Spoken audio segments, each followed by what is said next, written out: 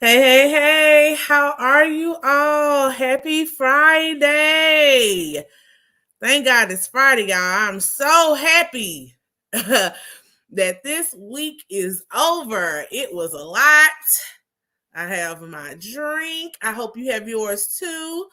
I want us to have some fun tonight. Thank you all for joining me. My name is Plez. Welcome to Scared of Beautiful.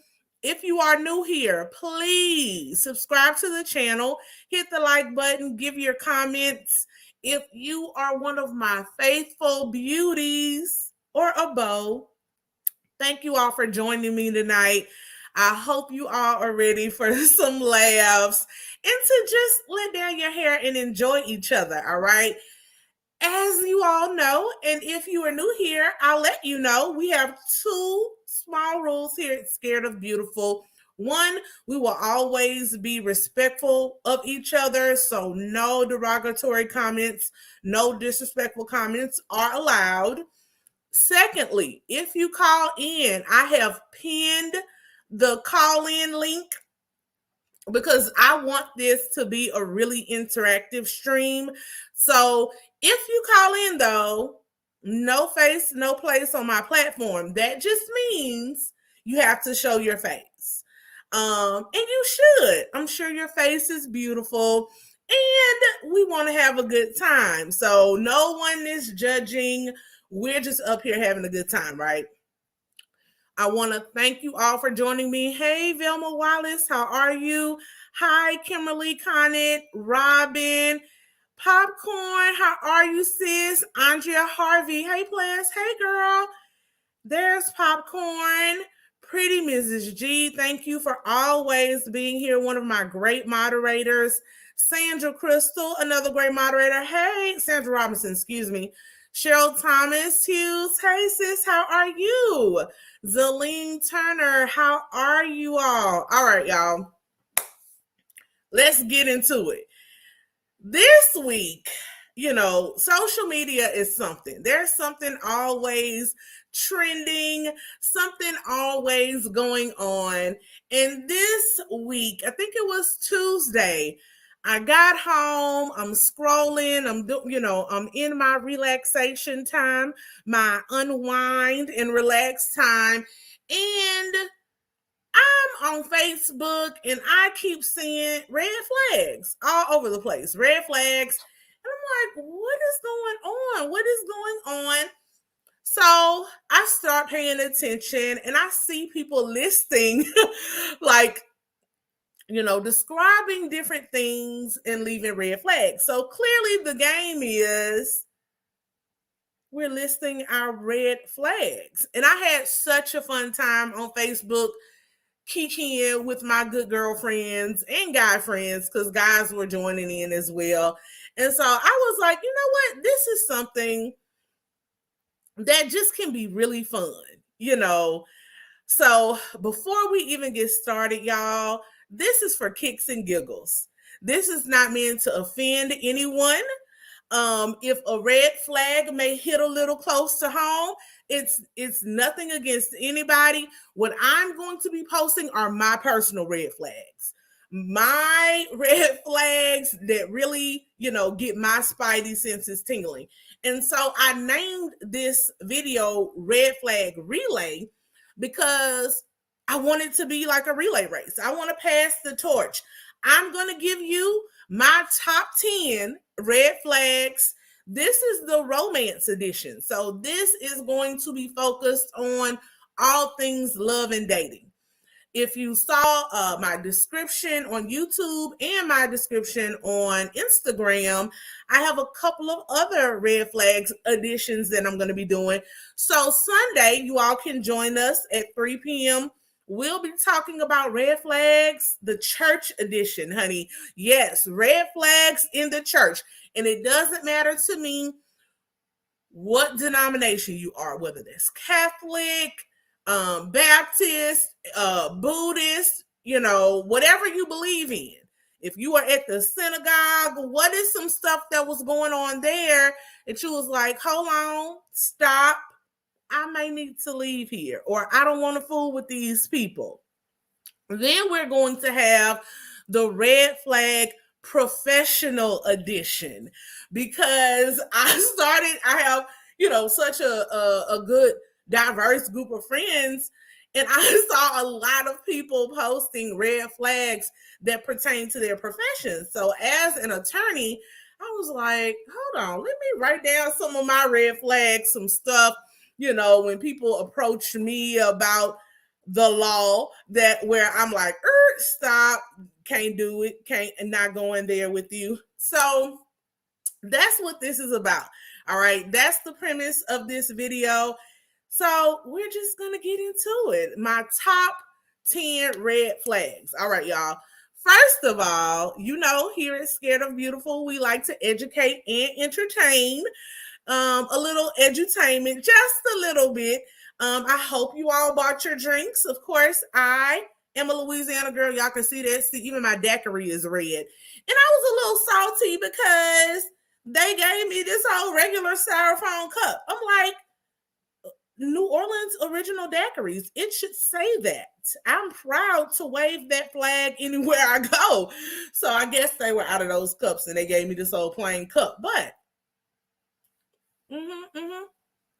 get you a little sip of whatever your favorite drink is, and let's have some fun. First, of course, we have to start with the definition, right?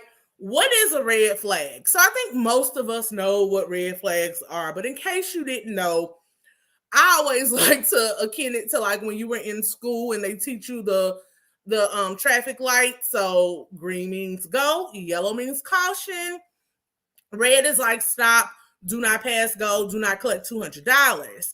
So a red flag, according to an article in Newsweek, is usually a way to suggest a warning or danger. The term is often used in dating where people may find personality traits or preferences in a partner to be red flags, suggesting their relationship should not continue.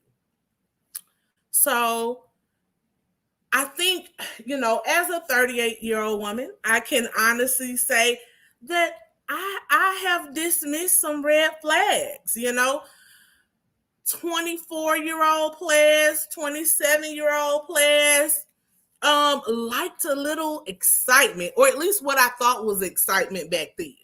Liked a little toxic, if I'm being all the way honest. So thank God for growth. But I've seen my share of red flags. And so now, as a 38-year-old woman, when I see or hear some of the things that I'm about to show you all, I stop. I don't play games. I let it move. I keep it moving, right? So I also went and I was looking for red flags.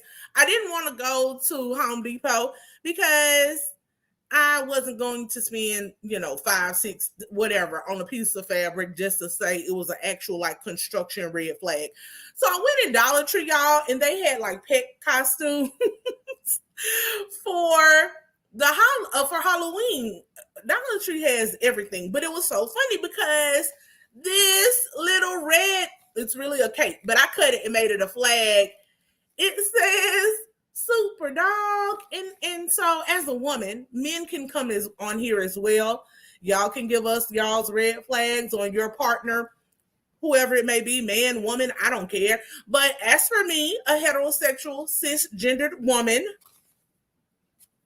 this was right on point. This was like, when I hear some of this trash, this is immediately what I think. Super dog, and I run the other way because I don't have no time for that crap in my life right now. All right, y'all. So, hey, Dr. Portia. Hey, line sister. You have to call in, y'all. The call-in link is pinned. You have to give me your thoughts. Don't be have me up here laughing by myself. I see the emojis in the comments. I want y'all to come and, act a fool with me because that's what I'm going to do for a minute right now. Not really a fool, but you know what I mean. So let's get it right. I actually ranked these. So I joined in when I got home on Facebook and I was just typing stuff, updating my status off the dome. So I went back and I looked at those and I picked my top 10 red flags, right? So y'all ready? Drum roll, please. Number one, we're just together for the kids. I need y'all, my love and marriage Huntsville folks, send that one on over to Tisha. Send that over to Tisha. Any man, and it's hard dating in this age range, in this day and time, right? So many married men. I did a video back in April. If y'all haven't seen it, go check it out if you're new here, called Don't Date Him Girl. And it was all about my experiences in online dating and how I can almost always suss out a married man. And usually married men will always tell you, oh, we're not together. We're more like roommates. I'm only there for the kids. It doesn't matter why he's there, sis. He's there. And usually if he's there for the kids, that means he does not want to go through a divorce and risk decreasing his wealth, right? Having to split the house, having to give up a pension or something like that. So he's going to just stay. You from the country like I am, the old adage is it's cheaper to keep them. So he may tell you, oh, we don't even sleep in the same room. We're just like roommates. I don't love her. She doesn't love me. We have an understanding. Well, if you're cool with being, and so this is also no judgment, no shade. I'm talking about my red flags. I want my own man, and I'm not going to wait on him until the kids get out of high school. So, but if you want that, cool. That's just a red flag for me. Don't come telling me that we're just together for the kids. I don't want to hear about it, right? At all. Next, number 2. Who could forget? A woman's place is. If you can't tell by my personality, I'm a very strong-minded, independent. I use that loosely. I choose to be more interdependent, but while I'm single, I am an independent woman. Don't ever tell me what my place is. It's about the words you use. I somewhat believe in traditional gender roles, so you can say, I prefer that a woman take care of XYZ in the home or whatever, but don't ever tell me what my place is. Like, don't do it. Just don't do it. Don't do it. Anytime I hear that phrase, immediately I'm like, it's a no. It's a no. It's almost like you're giving me commands like a dog. Like I should sit or bark or move when you say move. When you say jump, I should say how high. I don't like that.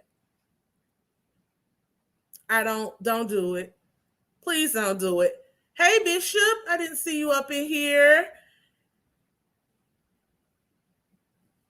Sandra Robinson says, well, if they have an understanding, the wifey should be pleased to meet you. You would think so. But I'm not interested in meeting her. They can have their understanding. I'm just not for it.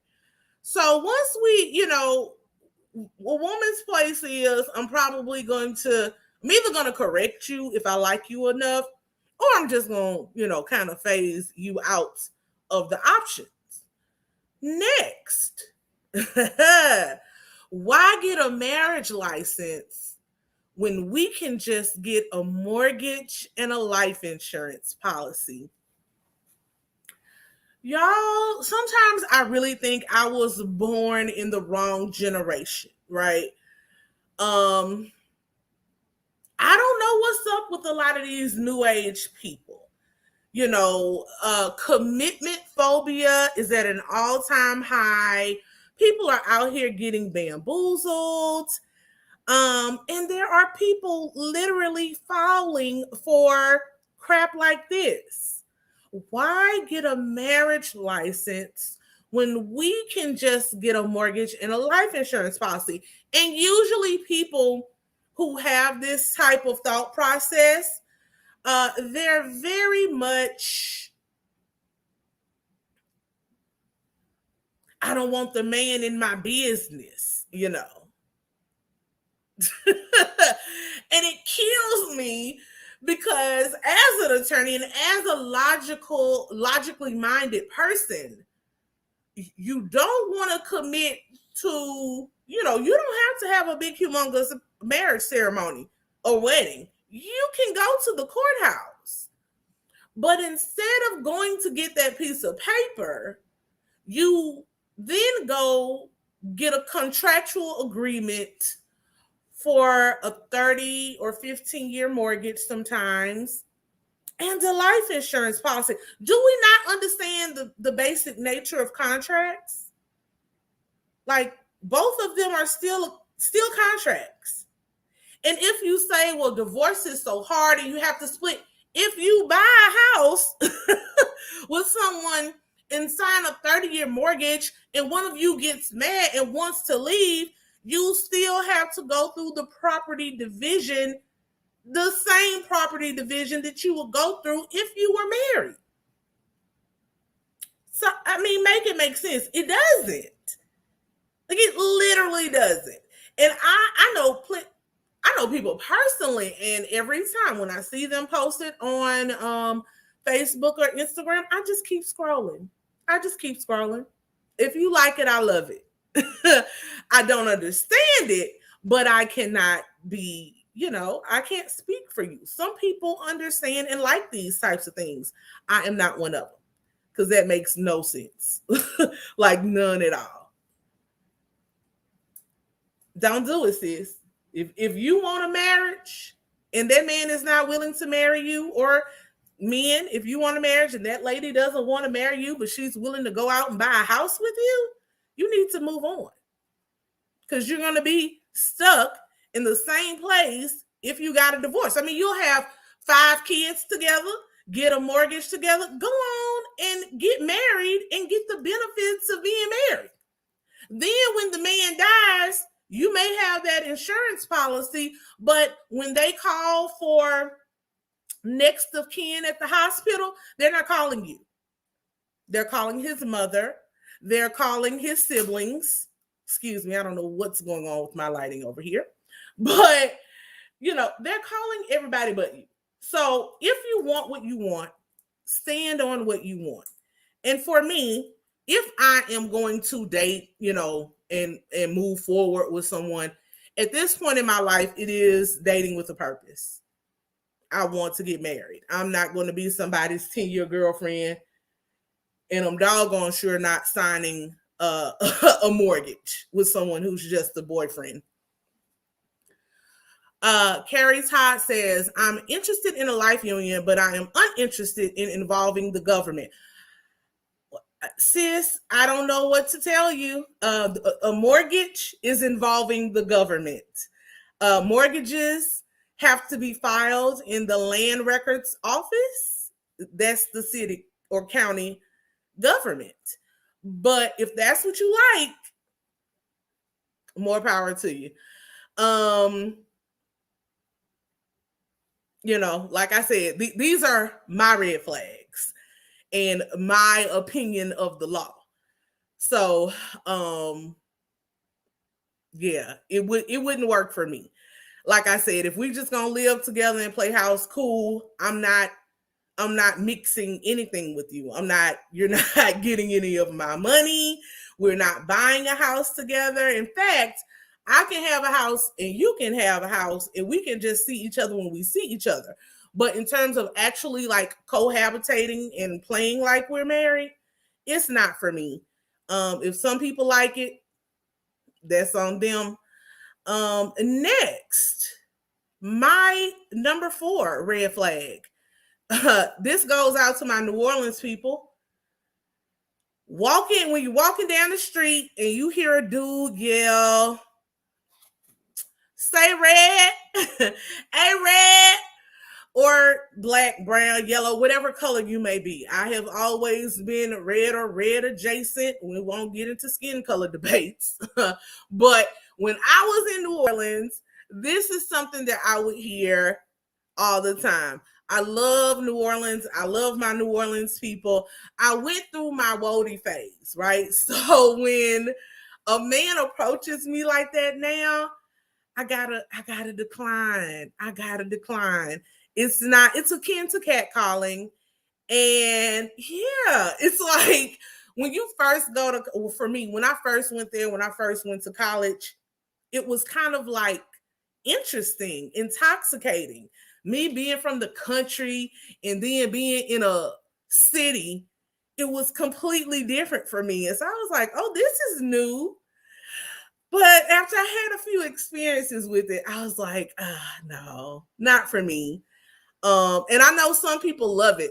People that where I'm from in Mississippi, they would love, oh girl, let's go to New Orleans. I love the men down there, and they're great men, let's be clear. But if that is the initial approach, I keep walking. I keep walking. It is good time and fun times, but not a long time. And I'm more interested in a long time right now, right? So, number 5, I don't need to pay child support. I buy my kids clothes for back to school time. As the emoji denotes, this actually makes me sick. And it's also a red flag for me. One thing that I am a stickler for is men supporting their children. So if you don't pay government-based child support, that's one thing. But if you say, I don't pay child support because I do when I can, or I give for back to school, or I buy them Christmas gifts, no. Children require regular, everyday support. They have bills every day. Those clothes that you bought at back to school time for some kids don't fit within 3 months. So you need to be more supportive financially and physically, emotionally, all those things. Of course, men should always actually be present in their children's lives as well. But if you're not going to be present, the least you can do is provide financial support. And if a man tells me that's all he does, bye. Red flag. I'm out the door. Can't do it. Cannot, will not. What number was that? 5. Number 6. This is always super funny to me. You know, I was a church girl. I'm raised in the church. I don't mind anyone. I'm very respectful of other people's religions, their thought process. Like I said, I'm a live and let live type person. What I'm speaking on right now, I know people are like, oh, you're preaching, you're judging. I'm talking about me. These are just for me. If you want something different, that's cool. But one thing that always kills me is people who have no respect for the Bible. In fact, they're going to tell you that you shouldn't have respect for the Bible either, right? Because that was the oppressor's tool to keep us in bondage. But when it suits them, they quote the Bible. And I meet a lot of people who want to throw out everything the Bible says. But if it's one of these men who are like, you know, there are 20 available women to every one man, or, you know, the ones who try to engage you and, rope you into these polyamorous relationships, these sister wives type relationships, and they ignore all the other parts that comes around with being being polyamorous. It's not just so you can have a bunch of women fawning over you. Like, that's not what it's about really at all. And if you do want that, there are other responsibilities that come with that. And so usually I'll meet guys who, you believe in Jesus, you believe in God, they look down on that. But, King Solomon had 132 wives. That's an example, not being specific. It's an example. They use the Bible to justify other things that make sense to them and fit their agenda.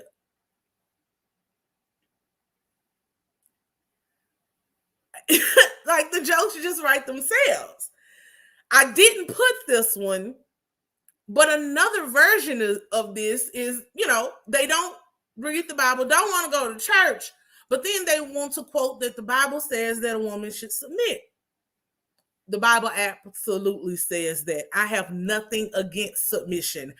I one day will meet the man who I will gladly submit to. However, it's a lot of stuff that comes along with that submission piece, bro. Gotta go brush up on it. If you're gonna quote it all. What does it tell you to do? Got some instructions in there for you too. So, yeah, that's always super funny to me. And it's a big red flag. Like, don't do it. Don't do it. Number 7. This for the grown folks. The grown folks. Let me just give you a massage. Don't do it. Don't do it, sis. Don't let that man give you no massage. It's always going to go down the wrong road. Don't let him do it. Be strong. Don't let him bamboozle you like that. Let me just give you a massage. You know how many battles have been lost by the offering of a massage? It sounds so innocent, right? It sounds like he's catering to you. It sounds like he cares about the hard day that you had at work. He can see that you are tense, that those muscles may be in need of some relief. And it just always ends in a different way, right?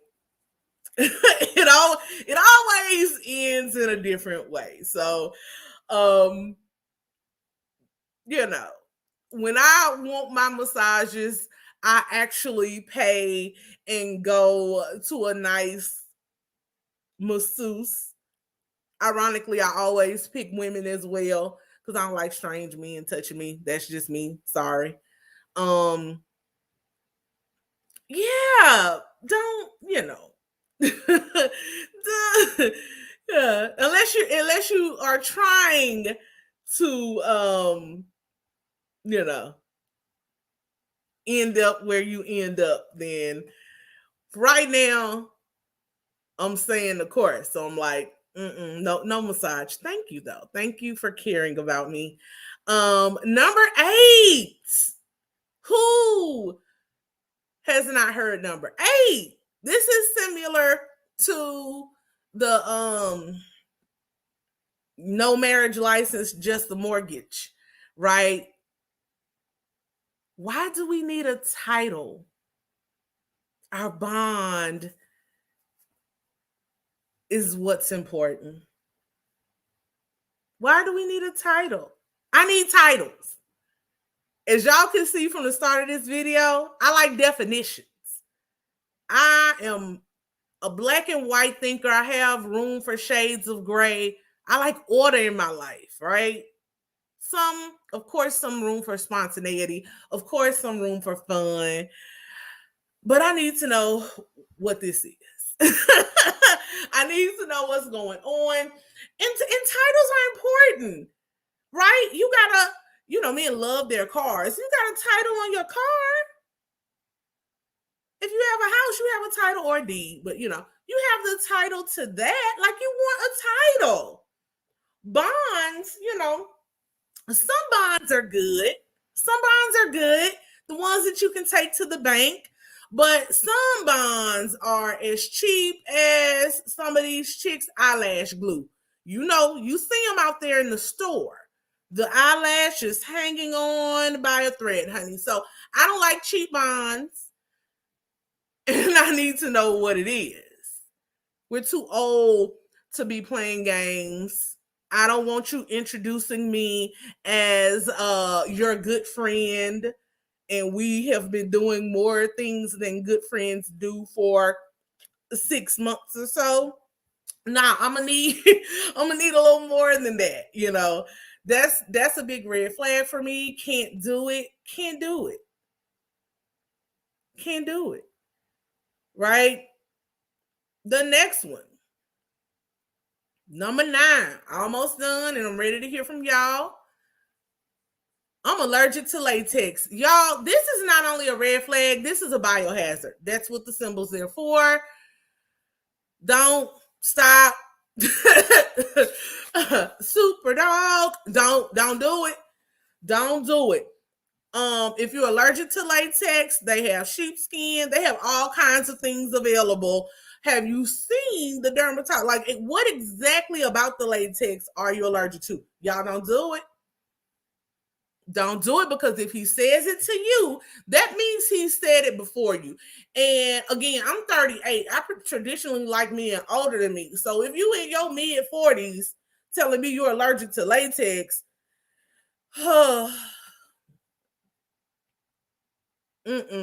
And of course, this is early on. If y'all done went and got tested and all of that stuff, great. Even if you've gotten tested, though, some people be out here slipping and tipping. And if you think he may be slipping and tipping, you may want to go back to that latex or go get retested. However, stop it. Like, stop it. Not I'm allergic to latex.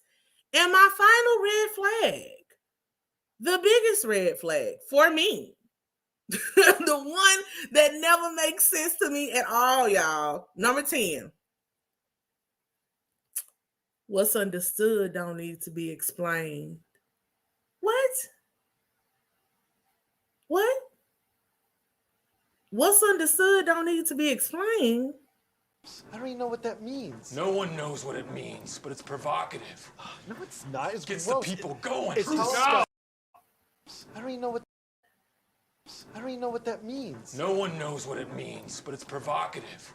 No, it's not. It gets the people going. It's Who? Why? Where did this come from? Where did this come from? It's a slick way of talking. It sounds good, right? It meant what's understood don't need to be explained. Hold up. I got to be like in school. I have a question, teacher. I don't understand. I don't understand. That's why I'm asking the questions. I'm asking, what are we? Where are we? What are we doing? Because I don't understand. So I need you to explain it to me. And a lot of times, especially when I was younger, like now this stuff, I'm like, sir, you got to get a better game. So if you're a younger lady watching this, I'm giving you game. I'm giving you game right now. Don't let these men mess over you. What's understood don't need to be explained. It does. It does. There's this funny meme that I always see that talks about being the ride or die chick. It's like, I'm not meant to be the ride or die chick. I have questions. Where are we going? Why we gotta die? Like, how long is it gonna take us to get there? Like, it's too much. I don't blindly do anything with anyone. So yeah, I need an explanation. I need an explanation. It just is what it is, right? So that's it. Those are my top 10. What are your red flags? Let me know, y'all. I have somebody. Hey, Tanny. Back in the, hold on one second. Let me take this off the screen so that people can see your beautiful face.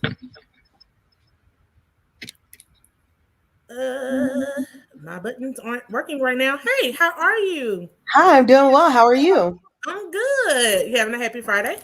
I am. What about you? I am. I'm happy to be off. This week was a lot, honey. I understand that. You have a drink? Oh, not yet, but I'm about to go get one. I'm a little sick, so I might make myself a hot toddy later.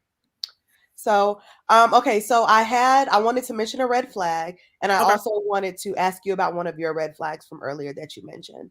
Okay. So, one red flag that I have, especially when dating, is a man who says that he has no traumas, especially when Mm-hmm. I'm talking about Black men. And I'm not just saying big T traumas, I'm saying little T traumas as well, right? And I Mm-hmm. think for me, the reason why that's a red flag is we don't have to be completely healed. We're going to be always on that journey. Mm-hmm. But you got to be aware enough to know that you need healing. Mm-hmm. Because if not, when we run into issues in our relationship, accountability is going to look a little sketchy on your side if you don't know, so that's one of my big red flags. And Yes, one of the I questions, agree. right? Like, and I agree. I ain't I trying ask. to. I don't necessarily ask. That's a very front forward facing way, and it's probably the best way. Yeah. I try to tiptoe, excuse me, around it a little bit because a lot of Black men are just turned off at the thought of therapy. Period. Yeah. So I will just ask more questions about their childhood, Right. what happened. One of the main questions I ask about, because a lot of people are walking around with not just childhood trauma but relationship PTSD. I know Mhm. I had it Yeah. and probably still do on some levels, but I've been trying to actively work on it, right? So one thing I usually ask, even though people tell you not to talk about the past or old relationships, I ask, like, when was your last relationship? How long was it? And Yeah. if they say, they tell me, I'm like, oh, what happened? If they immediately go to blowing down their partner, like the ex or whatever, Yeah. that's a red flag for me. I Yeah. will try to give grace and press a little harder and be like, oh, okay, like redirect. Like, well, what did you learn from that relationship? Is there anything you could have done differently? And if they keep Mhm. talking about this woman, I'm turned off. Mhm. And it's like next. Because when I talk about my relationships, I know that if somebody asks my ex about me, my exes about me, they might not have the nicest things to say either. And so I can objectively now look back at those relationships and say, yeah, some of them were trash, but there were also things that I could have done differently as well.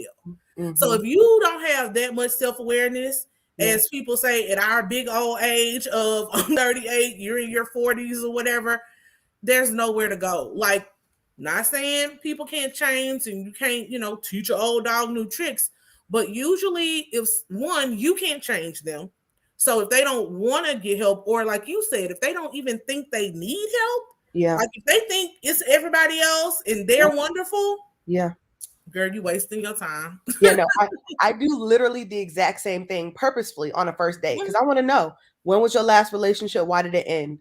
And if the conversation is 30 minutes later, it's all kinds of names, I'll invite them to take some accountability because no one's perfect. And there are two people in a relationship, not just one.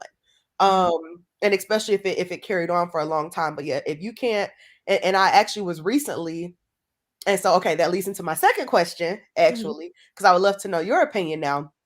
So, you mentioned one of your red flags was about kind of titles Mhm. and wanting to be titled. I agree. But so recently I was dating this guy and I was the one who was holding back titles. And Mhm. the reason why was I felt like sometimes people are also too eager to title something Mhm. when I was just like, yo, I really don't know you. And so Mhm. it was about a 2-month period of time from when we met to when I was Mhm. like, actually, never mind. And Mhm. probably by the third date, he was ready to make me his girlfriend. I didn't know his middle name. And one of the red flags that I saw was I asked about his ex-wife. And from the way he talked about her, I was like, I don't want to discount you completely, but Mhm. maybe let me see. You know what I'm saying? And so that would be my question to you is there a time frame where you feel like, oh, okay, it's reasonable to take X amount of time to get to know somebody, but if you Mhm. take this long, red flag. So it's several things, right? It's always very subjective. It Mm, depends on the two people in the relationship. For me, like I said, at this point in my life, I'm dating with a purpose. I'm 38.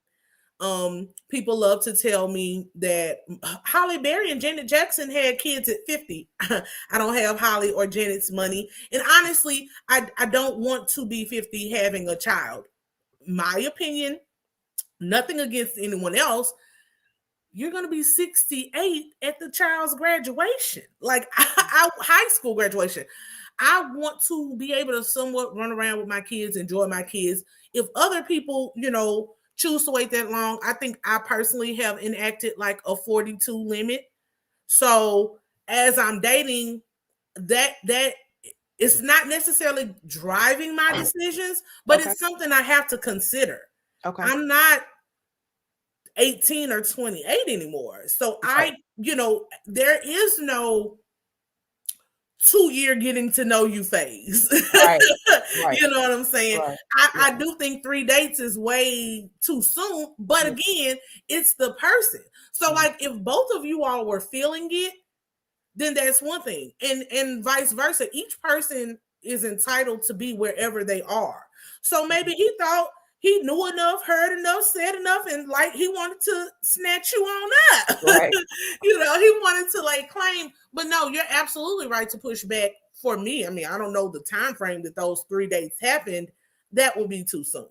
Yeah. So for me, if it will really depend. I don't know. Some people say you meet the person, and that's it. The way I move though, and the way I get to know people and observe people at this point in my life, I could see saying like 6 months. I need to know, like, what are we doing here? Yeah. What are we doing here? Because again, I don't have 2 years to just and I will say almost every man that I really know that are married and happy, they almost all said, I knew within 3 months. I knew within 6 months, that she was the one. Some of them know on sight. Right. So I don't think it takes a man 5 years to know that you're the one. Now, Okay. it may take them, because men are very like goal oriented, the good ones. So some of them are like, I gotta have this amount of money in the bank. I have to have this in my career. And that's why a lot of times you see people who they may have been with a guy for 10 years and then they break up and then he marries the next chick within 6 months. Yep. Well, he finally got, either she wasn't the one or he finally got whatever it was he felt he needed to have to be worthy of a wife and a family, and was like, okay, yeah, she's good. Let's go. Right. Yeah. So sorry, that was a long way around it. But I just honestly think it's on the people that are involved in the relationship. But whoever feels it should say it. Like, you shouldn't just wait and think you're going to scare someone off, because if that's the case, they may need to be scared off. Right. Like that could be a red flag for them and they're entitled to that. So then maybe Absolutely. I'm not the person for them. Absolutely. I do think it's so weird though, because I see and I know people like in real life who like hit it off, fell in love within 3 months, they were married, and they stay married a long time. Right. On the converse, I know people who worked together, on paper, 8 years or so before they actually got married, and then the marriage only lasts 2 years.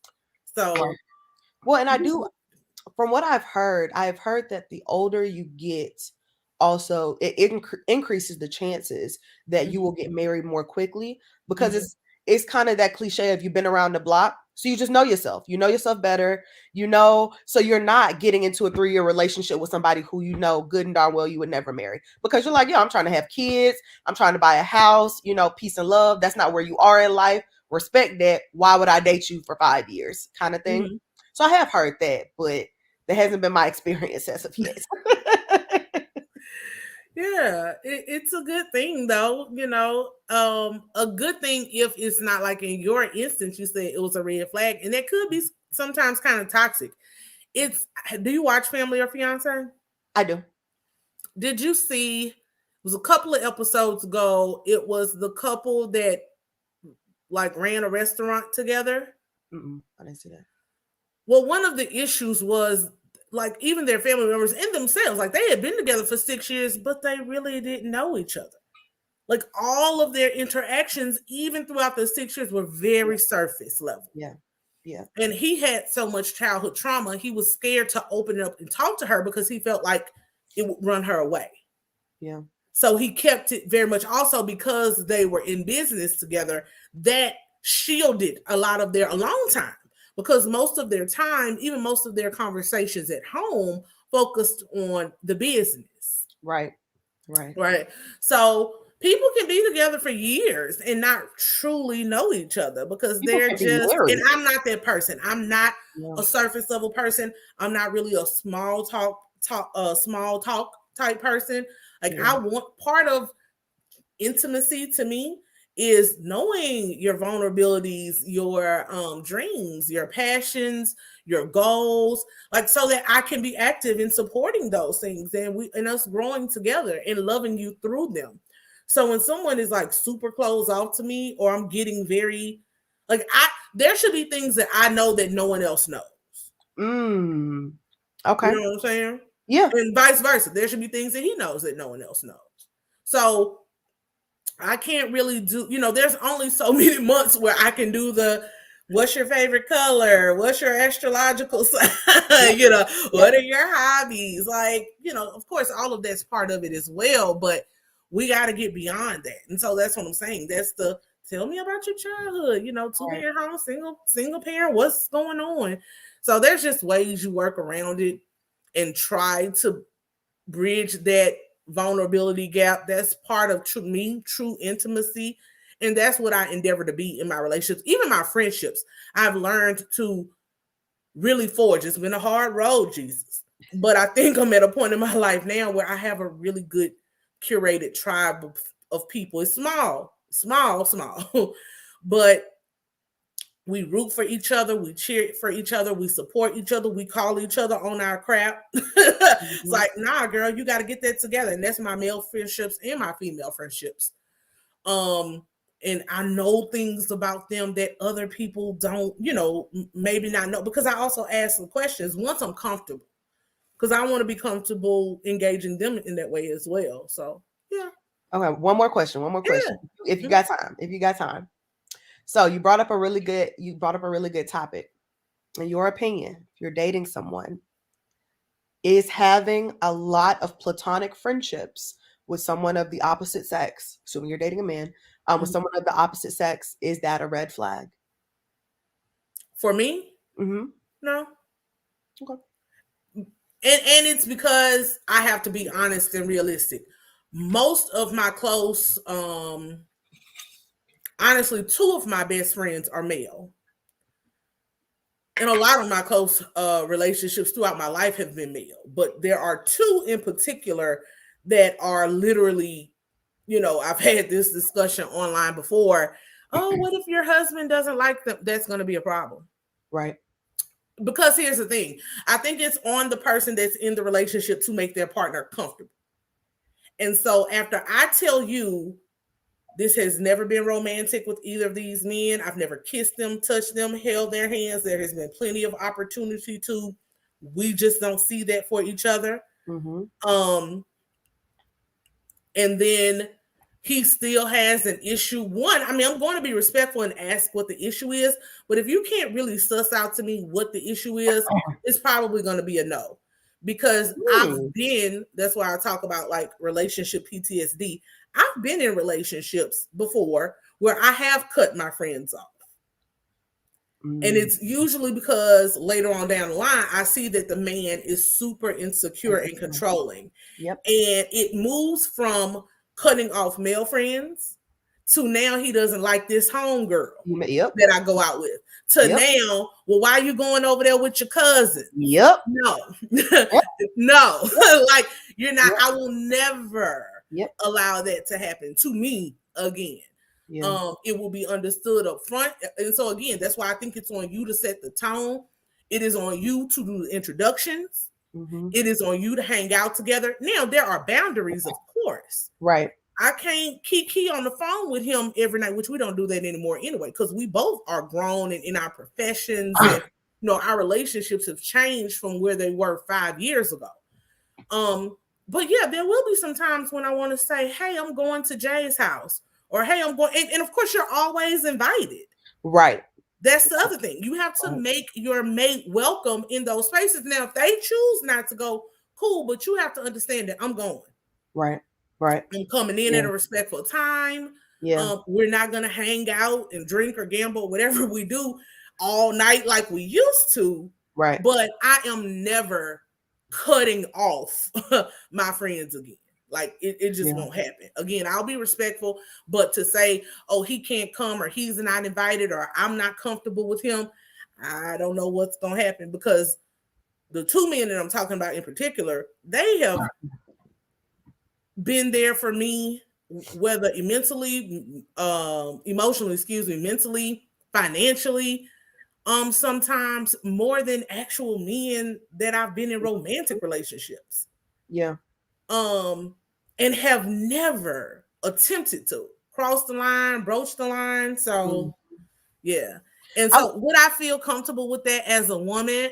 I'm not gonna lie. The woman in me is like, who's she? But again, that's on him to make that explanation and say, oh, let me be clear also. New friends is something different. No new friends is a little different. No new friends. But I'm talking about people who have been my friends. Yeah. Jay, I did like one of my sing-along Sundays on Instagram with him. Jay and I have been friends since our first year of law school. So that's over 10 years now, like 15 years actually, 2006. The other friend is one of my childhood friends. So yeah, they been there. They're not going nowhere. New friends, I can see being uncomfortable with, why you keep talking about this man at work? Who is he? You know. Right. But so new friends is different. Old friends, I expect him to make the introduction and say this is it. And it is also for me key to ask, has there ever at any time been any type of romantic relationship? Have you all been each other's smash buddies on the whenever y'all don't have somebody in a relationship? What if one party at one point in time had a crush on the other? That's a problem. But it never materialized in any way, shape, or fashion. That's a problem. That was on Family or Fiance as well. Okay. Girl, you got to go back and watch that episode. Right. That I'm like, I need to. Episode. Okay. Yeah, that was a deep episode because it was the girl had a guy friend. Yeah. And the guy secretly had a crush on her. I think he did tell her like back in college, and she was like, oh no, you're not my type. So he just kind of hung on as the friend. And then whenever she would get a man, and in this instance, like her fiance, he would plant seeds and tell her things that the man was doing, and she didn't know. And then it all came out, girl, at the family table that he was. What episode is this?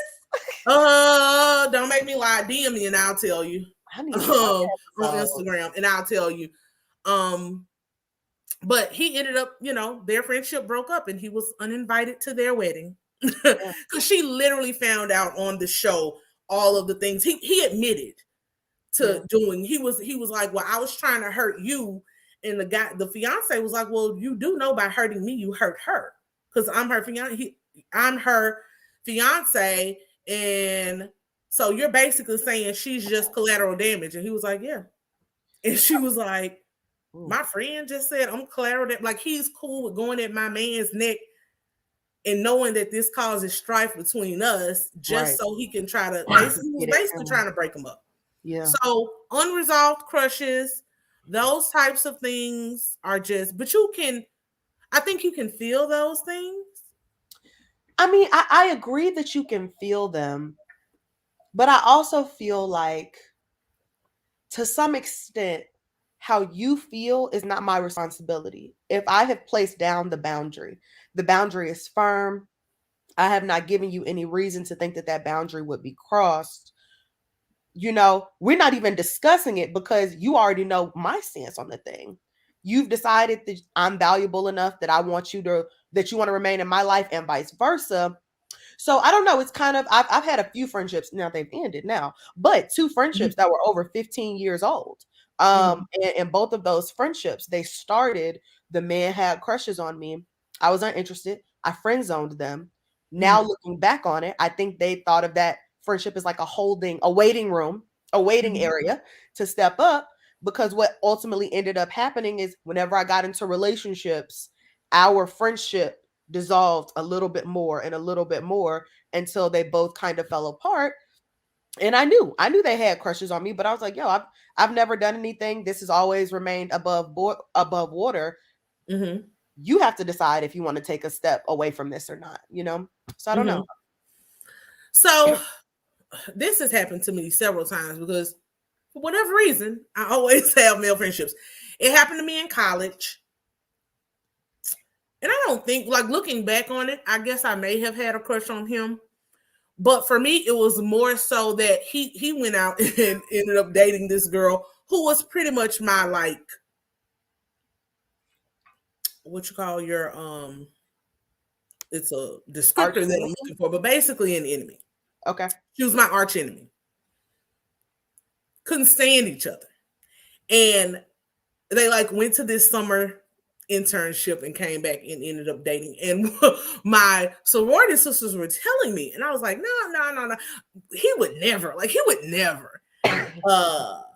And I ended up seeing them one day before he had a chance to talk to me. And I saw it and I was like, oh hell, like I left the student union wherever we were. But I'm the type of person, and I'm like this in all friendships, even female friendships. I do not believe in inserting myself into things and making people choose. If I have beef with somebody else, I don't expect my friends to take up that sword. Now, I don't expect them to be over there kikiing with them either. Right. But I don't expect because somebody's my enemy, they automatically become your enemy too. That's childish. Furthermore, when it comes to male-female relationships, I'm not dumb. She's doing things that I don't do, that I'm not going to do. So if I put you in a place where you have to choose, 9 times out of 10, you're going to choose her. Mm-hmm. So I respectfully bow out. Like, I'm never going to make anybody choose. Right. That too, I really do. I love love. I love relationships. I love marriage, healthy relationships. I'm never going to stand in the way of that. He saw me. We finally had a conversation, and I wish them well. It was what it was. Mm-hmm. But that was like one of my first endeavors in being hurt from a male-female friendship that is like, man, this was my confidant. This was the person on campus that I could go to. He would be in my room some nights talking about everything. I would be in his room some nights talking about everything. And if we ever go back on campus, like, I'm not going to be at homecoming, but I've seen him sometimes and we speak and we're cordial and that's it. But these other 2 guys, I've never been remotely crushed, interested. I don't think they've ever been interested in me. They're just really good people. And I personally, I do believe in God and Jesus and all those things. I believe that God sent these men in my life to reaffirm and show me that there are really good men out there that are pure-hearted like you are, that want to see other people do well, community building, wealth building, all those things are things that I'm very passionate about. So me and my guy friends can sit up in the middle of the night and bounce ideas off of each other while we drinking or listening to music or whatever we're doing. And so to that extent, that's what I'm saying. Like, if there was a time when, something could happen, those times have been there. I've said it before. People are like, oh my God, you slept in the bed. I'm like, yes. Yeah. But we weren't cuddled up together. I'm on my side, he's on his side. It's 3 a.m. We just got back from the club. And no person has ever crossed the line, reached over and touched. It's just that's not the energy. That's not what we are. But one of them, he's married. And here's the like range of issues you can have. My guy friend that's married, his wife, we get along well.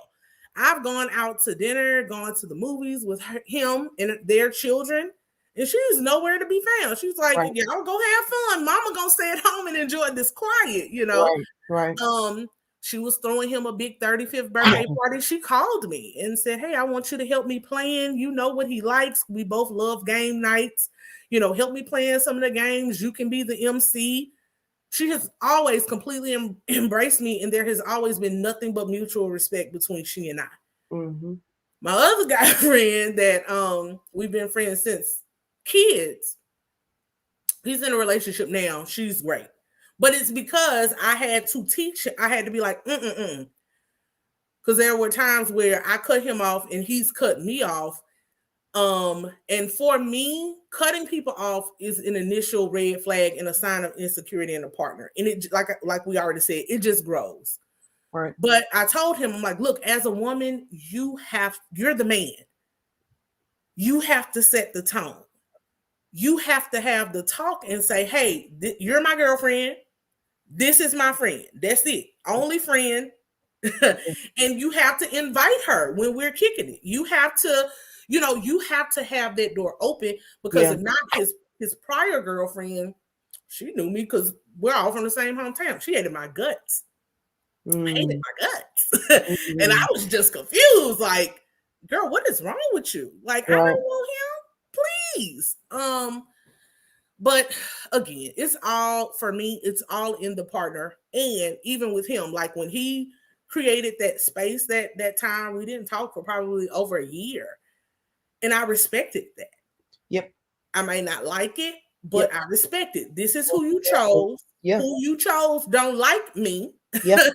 So we, it sucks because we've been close friends for years. But I'm never going to be, you shouldn't, I'm not that person. I don't fight for nobody. Yeah. Especially, in a situation like that. Like, we're friends and friendships change, unfortunately.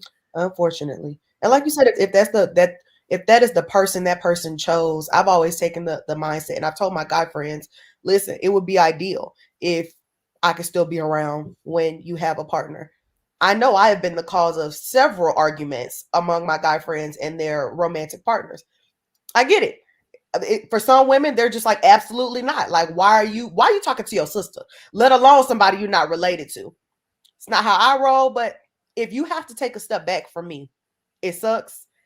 I don't know what it looks like if that relationship ends, but my assumption is, which is why I respect it, you are presumably going to be building a life with that person, or you're attempting to. So I have to respect it. I'm not going to be priority, and that's okay.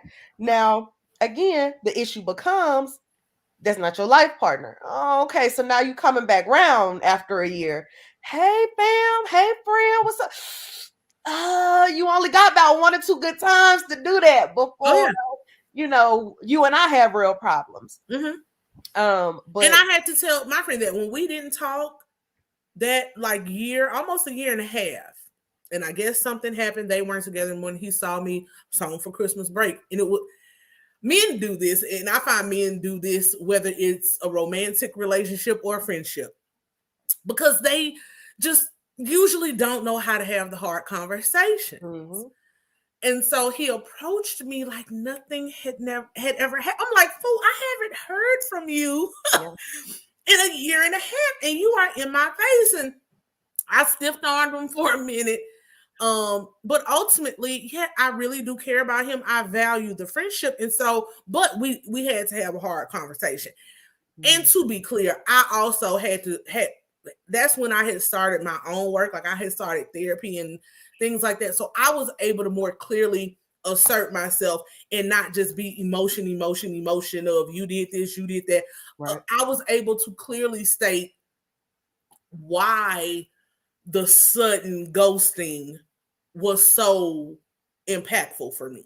Right. And that is because I don't allow a lot of people in my space. Because of various reasons. Right.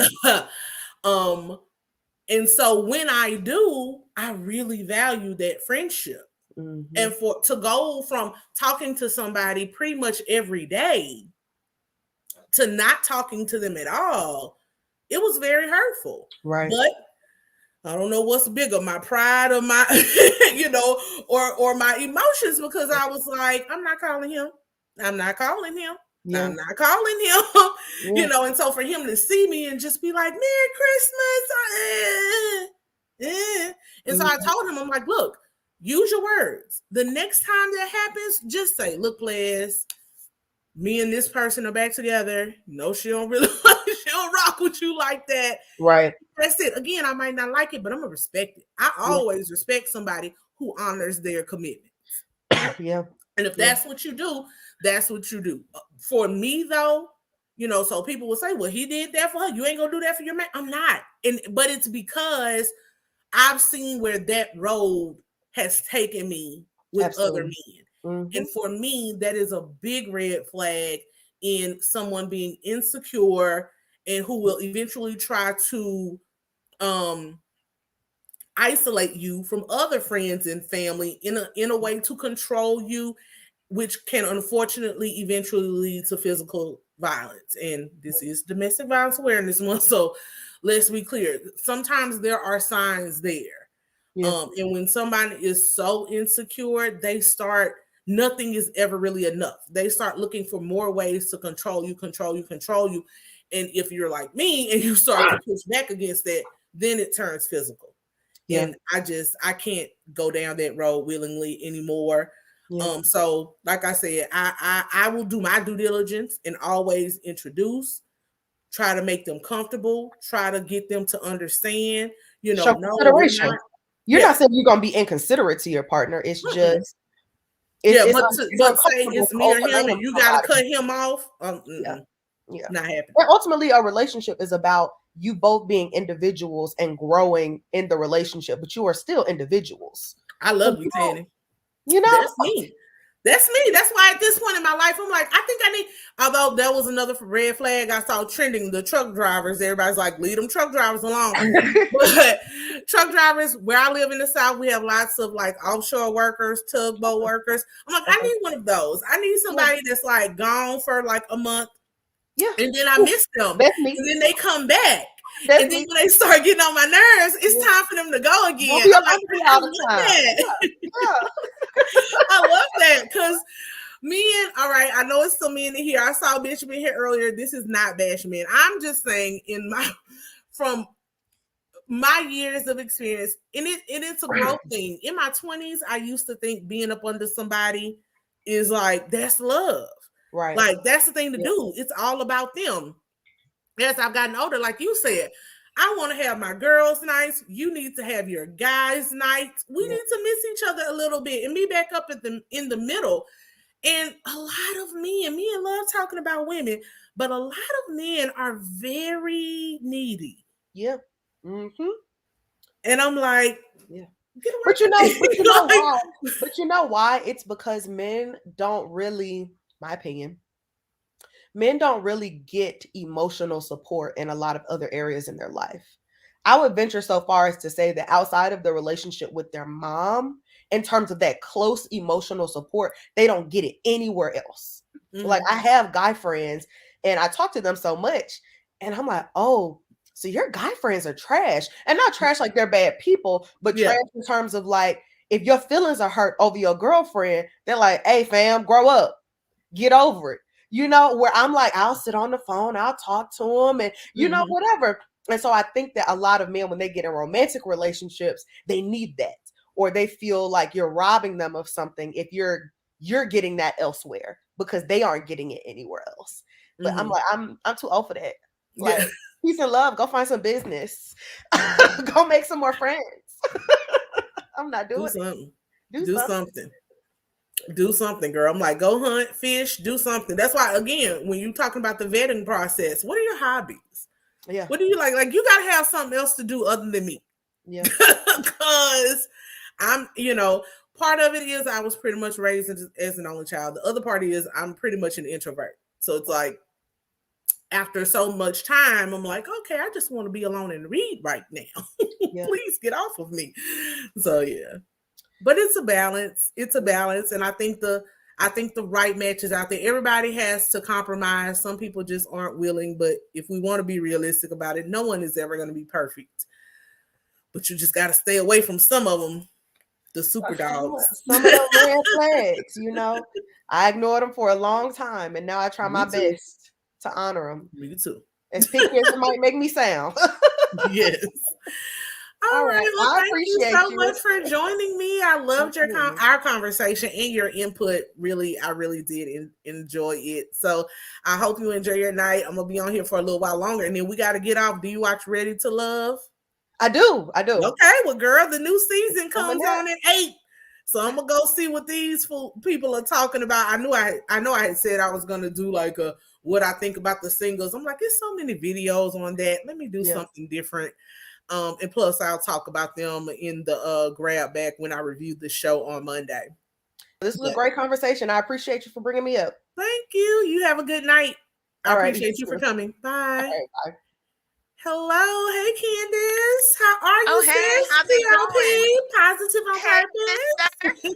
Oh my God. Now you know this is the topic, right? Mm-hmm. Mm-hmm. This I was hoping to get on there with what's her name? The two Oh, of with Tiny? you. Oh yeah, because you guys were in some good conversation there, and I was like, Oh, oh, totally I on have to board with do better that. at that. You're right. I could have added y'all all up here. I'd be wanting to give people their individual time, but you're right. Mm-hmm. You know, the part with the friendships and the men, when you have a good friend, because Lord knows I've been through all of that. And the first time I had a friend cut me off, it really hurt my feelings. Mm-hmm. I was about 27 years old. My friend, we had been friends forever. But see, now the problem was he had been trying to date me for a long time too. We Mm-hmm. even tried to kind of date, but I wasn't feeling that. I wasn't feeling it. But so we maintained a friendship. And then when he met somebody that he was interested in, our friendship just ended. We were like our families were close, everybody. And I was like 27 and it hurt my feelings. But as I thought about it and as time went by, and especially after having it happen maybe again, because, as a single woman, I love having men friends. But the Mm-hmm. problem is, most men, if they're just your friends, somewhere in the back of their mind, they still waiting to get to you. They really are. They do have something for Really? you. They really do. They really. Other I people don't know. have told me that. I guess I just don't even want to broach that conversation. I'm the type of It's person, really. and again, it could be the type of I'm not gonna call anybody dumpsters, but it could be the type of dudes that I'm used to dealing with. I don't know somebody who would sit on a relationship, a friendship for Jesus. We have been close friends. We grew up together, but we've been close friends since like 2011. I don't know anybody who would sit on a friendship for 10 years and, like I said, have ample opportunity. Even the excuses that are available. Oh, we were drunk. Oh, it was late. Oh, my hand just Well, wandered over. Like nothing. they have a Nothing. respect for you, though. See, there's a difference. There's a man that can That's true. admire you. They have a love for you, and they're probably fantasizing like, if ever, but I'm never gonna do that because she sees us as friends. There's a respect, but somewhere maybe in the back of their mind, I hate to say, because men are totally different than women. We just have friendships, and we're good with it.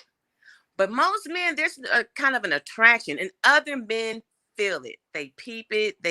They're not comfortable with it. I can't say it's with everybody, but I know that it's definitely there. Because if you Really? were to give them the opportunity, if you were to even give them like, we should try today. We best friends. Best friend. If you even, they would probably open. They probably walk right up in that door. I'm not discounting it. I'm just saying I feel like in all of these years there were times when we were both single together. It just has never, with everything else, we talk about our business goals, our dreams, and even going into business together sometimes. And we Yeah. talk about all kinds of things. And see, it might not be your when situation, but I'm saying most men, because Yeah. men know how other men think, it's Mhm. never going to be 100%. Everybody, but because they know how they think, they're going to put that on the next person. Yeah. And so it will make it difficult. And it definitely happens. It happens, and and you're right. They'll ghost you. But it goes beyond ghosting after one point. In the beginning, I felt it was a ghost. But then once I understood it, I was down like, well, go ahead. That makes her feel better because I ain't trying to get with you. You know what I'm saying? Exactly. And that's But if what I'm that's saying. gonna make, I because that's the understand it on both insecurity. sides. I Yeah. understand it as someone who's been in a relationship with somebody who acted like that. And I was like, oh no, please. Right. Because Right. on a friend level, I love and care about him. I don't even want him going through that type of stress and struggle. Like if I Right. am the cause of that much contention in your relationship, I I back wish out. you well. like Right. I am good. But also as a woman, and that's why I would always try to teach him. I'm like, all right, this new relationship, look, let me get you to not be in the space that you were in last time. You can't, because I had another friend that I worked with that was a work friend. And I think he and I were both naturally competitive because we're working together. We're in the courtroom together. I would win cases and, go before different things. And so he was secretly, I guess, like competing against me. And then we would play words with friends with each other. I would whoop his ass in there too, I was whooping him left and right. And one day he was like, my wife got mad because I was in the bed last night playing Words with Friends with you. I was like, how did she know you were playing against me?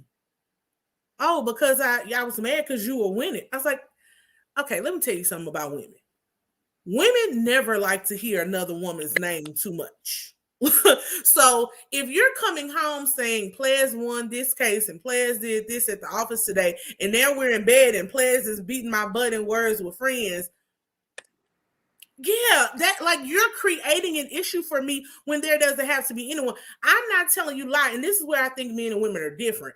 If I'm sitting in the bed playing a game, for all he know, I'm playing the computer. I wouldn't say I'm playing against this man. So what was so funny, one day we were doing like this bar trivia, and she called and was like, oh, who's all there? And she wasn't coming. And he said my name. 15 minutes later, she walked in the door. I was like, girl, I don't want him. Right. I don't want him. But she made her presence known, and I just laughed. I peeped it. But men aren't really, I don't know if they are not conscious of it, or some of them are messy and they're trying to, plant seeds of doubt. But for him, I don't think that's what it was. I think he was just talking. But I'm like, women don't want to hear that. We don't want to hear some other woman's name all the time. Like, you got to. Well, I mean, I feel like this. If you're comfortable in your relationship, because I'm not insecure in my relationship, because anybody before I got married, if you were stupid enough to think you wanted to step out on me, go completely out. So if I know you had a friendship with somebody for years and you guys have been friends, but we're together and we're doing everything, I'm your woman and everything, me and her probably have to become friends too, because I see her as your sister. Now, don't get me wrong. If I see any kind of flirtatious kind of stuff, then we have a problem. I mean, it's your insight. You should be able to tell. First, you have to be comfortable with yourself. You have to be very secure with yourself. You have to let him know that you the diamond. Don't be stupid. That's all I can tell you. If you want to be stupid, somebody else is going to go shine this diamond. Believe that. But you're trying to be in this relationship. You're saying you've had this friend forever. You guys appear to be great friends. She dates other people. We're together. Then she and I need to get to know each other, because it goes both ways. Well, and I got this friend over here and we're all friends, because there is a love bond that happens over years, especially when you're young and you start off in college with somebody, you've been friends and you guys have done everything together and been single all these years together. Now people start popping up and everybody's in relationships. Doesn't mean that your relationship should have to end. But it has to be done respectfully, and the other person has to be brought into it. So I definitely wouldn't be there not letting them know who I'm playing with. Oh, no, this Terry, because I got to make you comfortable with knowing my partner's on the phone. And y'all have to be comfortable with each other. But now, like on that Love and Fiance, if my partner is steadily telling me I'm not comfortable with him and is able to explain to me why, then I need to be able to peep that. Because she was just, to me, way disrespectful to her guy. She was. Dude, he just looked like he liked her, to me, the best friend. Yeah. I think she had on blinders. She had on blinders and she was so comfortable, and they got to it. Her trauma, like this was the one man who made her feel safe, and she never felt safe before. So she felt safe, even though unbeknownst to her, it was a wolf in sheep's clothing. Like you said, he was kind of biding his time, or maybe hoping that she wouldn't meet someone who met her standards or whatever, and would just kind of settle for her, wake up one day and realize it's him all along. That's a long time to put in that type of work, because he had been hanging on since college too. So I'm just like, I hear what y'all are saying. Crystal, I see you over here, girl. She been hollering in the thing. All women can smell, see, and know what their men are attracted to, period. I understand. I think for me, I actually made a post about this on Instagram a little while ago, where like, if you're flirting with me, I need you to say, I'm flirting with you. Because I'm usually, I don't know, I guess I'm so used to being like the homegirl, or I'm very, especially when I was younger, just more tomboyish in nature. And I'm aloof to stuff like that. Like, I'm just like, oh, he's really nice. Like, he's really, and my friends are like, girl, that man wants you. I'm like, no, he don't. He was just being nice. Like, what are you talking about? So I never see stuff like that. I'm just like, no, we're friends. That's it. Because again, the men I know, if they want you like in a physical way or even in a relationship way, they're going to just flat out straight no chaser. So someone who's like more I guess gentle with it or more more finessing with it, I'm not. I usually don't see it. I don't read it. So if you're not like the super alpha and aggressive like that, then I'm just in my own little world, honey. Crystal said thank you. Yeah, they were Daenerys talking about that episode of Family or Fiance. She had blinders until he brought up that kids that never had that kiss. Yes, that's what tripped me out Right. when he was like, "We did kiss one time." I'm like, But he was lying. Her family that y'all never did. Now you get in front of him and it's like, oh well, one time in band camp, whatever. Like, but it wasn't true. He yeah, was that's actually what I'm saying. lying. He was just doing that to made hurt that something dude's up on the feelings. spot. And didn't they end up breaking up though? Even though all that came to a head at the end. And didn't they end up? Is this the couple that they actually still broke up? They didn't make it. They didn't actually get married or nothing. I don't. Do you remember what happened in the end? At the end, no, I think they were staying together, because it said he wasn't invited to the wedding. Okay, yeah, okay. I remember that little sentence. Now the last couple of ones, because this one was, I think, about 3 weeks or so ago at this point. I know the last two both broke up. Mm-hmm. Broke up, exactly. Broke up. But those two did actually make it, which was good. That was good. Yeah. What are we talking about? The friendship thing. Well, just okay. This is what I want to say.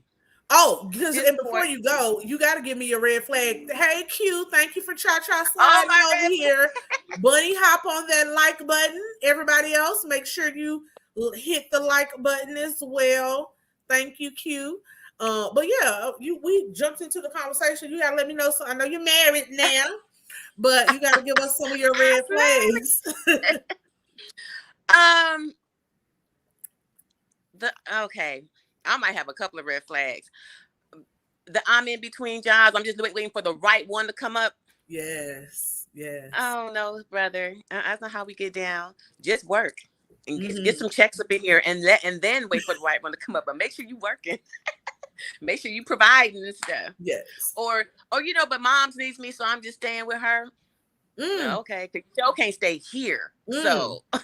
I got, girl, you gonna make me do some story times. I got a story to tell. I had one of those wrapped up in one. I got bamboozled like that. Well, no, he wasn't a bum. He had a job, but he was allegedly living with his mama. So we'll get into a story time one day about that one. Who I found out who he was really living with. But yeah, those are good ones. I only picked like my top 10 because me and my friends were going back and forth on Facebook all night. But I had one similar. It was I can't be punching no clock. The man be trying to keep you down. I work for myself. All of those entrepreneurs that don't really get up. You are going to work every day. So they're happy because you're nice and set and established. And they can just go use their money or even yours to fund whatever dream they have. And look, I'm a dreamer, but I believe in having dreams with plans. Absolutely. You're not just going to get my money and do whatever. Oh, we can start. People love this trucking thing. And look, trucking, logistics, wonderful businesses. You don't start them overnight. You need to go on somebody's job and save you up a good $10,000, $20,000, enough to buy your truck and have your insurance, maybe even more, and then get into business. Get into business, like have a plan. But yeah, I get you. All those are homosexual. All of those for me are homosexual red flags and signs. Like, girl, you're gonna be paying all the bills. You said hobo, right? Hobo. Hobo. Yeah. Hobosexual. Yeah. They just need somewhere to stay for the night. They need a consistent place to lay their head. I'm not interested. I'm not interested. No. Even if you're an entrepreneur, I have nothing against entrepreneurs. I endeavor to have a small business of my own, but I believe in having something steady until your small business can sustain itself. Absolutely. Absolutely. And that's where the standards come in and having your your standards, your baseline, where you don't fall below it, period. There have to be some things that we don't waver from at all. Like, oh no, you need to have a steady job and basically a career for me, because I'm a career woman. And now mind you this, you can have a job and be working towards your career, but you need to be independent and supplying for yourself, taking, good care of yourself, and be able to take me out as well. Yes. You can't, we don't do broke, and you come to me broke and you need help all the time. Let me be honest with you, never have done that. And for anybody who's out there, just don't. You just have to start with the standard and stick with it. You have to have enough within yourself. Say, I'm better than that. No, sir. Next. Yeah. Next. And I think it is definitely, like you said, self-worth, but also a mentality. I know for me, and it probably was some self-worth and other things and people pleasing more so, but I never wanted to make anybody feel like less than. But that's not. And so I know, but as Black women, we get this a lot of y'all think y'all have this education and you want to look down at someone. I never look down on anybody else. So I tried that. My early 20s, early 30s. My two most serious relationships, it was I support you. I believe in your dreams. So I was the steady while you go out and do whatever. And I like to tell people now, and I'm very serious about this, my ride or die has rolled and died. I'm done. I paid my dues in those types of relationships. And so, yes, now at 38, just like I was talking about before, and again, I'm speaking to my experience, and I want anybody who comes up, to speak to theirs. I'm not saying every woman who's 38 wants to get married, wants to have kids, feels the pressure that I sometimes feel. I'm talking about me and what I want for my life, Yeah. And so I did that then, and it went nowhere. And so, yes, at this point in my life, like you said, there are bare minimums, and they are house or apartment of your own, steady income, and hopefully, minimal kids, or at least minimal baby mama. Like I ain't gonna lie, there's a kid cutoff. There's a number of kid cutoff. There's a baby mama cutoff or ex-wife cutoff. Like those are just standards at this point. And it's not that you are less than. Funny story. No, this guy was trying to talk to me. I was engaging. He didn't have any higher level, quote unquote, education. That doesn't bother me, because I know you can work certain jobs and still make a certain, a great living, particularly in skilled trades. But also, people can be worldly and learned without necessarily going to college. So that doesn't per se bother me, right? I should have put this on my red flag. This is a red flag if you're an educated woman or a woman like myself, right? We're conversing, and I'm just running my mouth like I do with y'all. And he was like, "Why you talk like that?" I was like, "Huh?" He's like, "Why you talk like that?" Like what? Like what? And he was like, "You use big words." Ooh. I'm like, and I'm not gonna lie, it was almost a trigger for me, because I'm like, look, I go through this too much in life. I'm just me. When I talk, I'm not talking to, like, my mama had me doing Scrabble and word search puzzles legit when I was 3. She was an English teacher.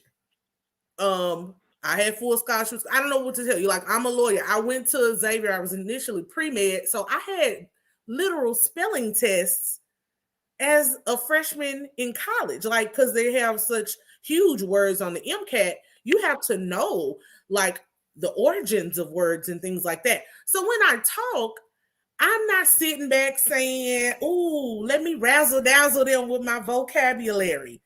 I just talk. Literally, it's a stream of consciousness. Almost what comes up comes out. I have some tact, but I'm not ever trying to. I was like, sometimes you may get country Mississippi girl. Sometimes Right. you may hear some of that New Orleans in there. You may get a baby or drove or something, slang and stuff that I picked up there that is just second nature to me now. But I'm not trying to make it. He was like, nah, I'm just saying I can talk like that too. I just choose to use smaller words. And I'm so now it's almost like something is wrong with me because I need to consciously think about my word choice and wonder if I'm saying a word that I think is above somebody else. And it's not that.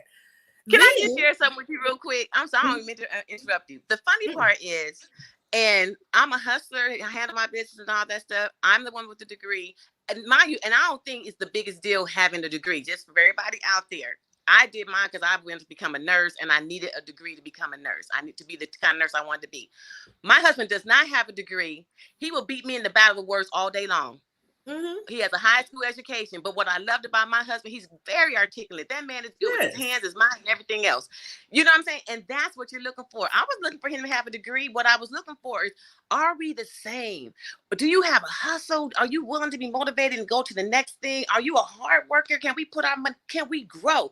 That and can we understand each other when we speak? Will I be embarrassed by you? Come on, y'all dated a couple of those too. Like, Lord, please don't open your mouth. You fine, just don't say nothing. Exactly. And when you have to move in certain circles and you have to take you like to, you get married to be able to involve your spouse in your life. You don't want to have to go out to an event and feel like you got to leave your spouse at home. And like you that shouldn't. sucks. But even still try to get him in the benefit of the doubt. Should have hung up the phone then. Then he said, we're talking. And so it comes why don't you have kids? And I'm like, well, I got to an age where I realized I really want to try to give my children something that I didn't have, and that is a 2-parent household. Not saying that 2-parent households are perfect. Not saying, I'm just saying I see the difference in some of my friends who had their father in the home with them. And if I can try to give my children a better, more stable foundation, that is what I want for them. Am I going to marry anybody just to say I'm married? No. But that is why I didn't. And then I kind of went into my story, not deep into my story, but I did say I have been pregnant before. Didn't, that happened. And so he immediately harped on the marriage part. It's like, you don't have to be married. And I knew he had children, didn't know the configuration. He was like, you don't have to be married to have kids. Me and my baby mama's co-parent fine. So he has 3 kids, 3 different moms. And I'm like, I didn't say that. See, again, it's like people take your standards and when you express your standards as like an attack on them. I'm like, I didn't say. I have a wonderful single mother. She did her job. I have aunts that did their job, did doggone good jobs. I'm not saying that there's anything wrong with that. You asked me why I don't have kids, and I'm explaining to you why this was the choice that I made for myself. Now, in a few years, I may have to make some different choices if that's what I truly want and I'm not married yet. But that's why right now. So after that, I was like, I can't. We're just not on the same. Everything that I tell you about me, you take it as an offense or an attack against you and how you've chosen to live your life. And that's not what that is. So yeah. Right. That all is to say what you said. You have to have some core baseline standards and you have to stick to those. You have to, you don't. There's some you just don't, that you're just a no. And that's not offensive because we're looking for our mate. You have to get out of the I don't want to hurt your feelings. It's how you say things that would hurt somebody. You have to be moved with thank you though, you play it up, whatever.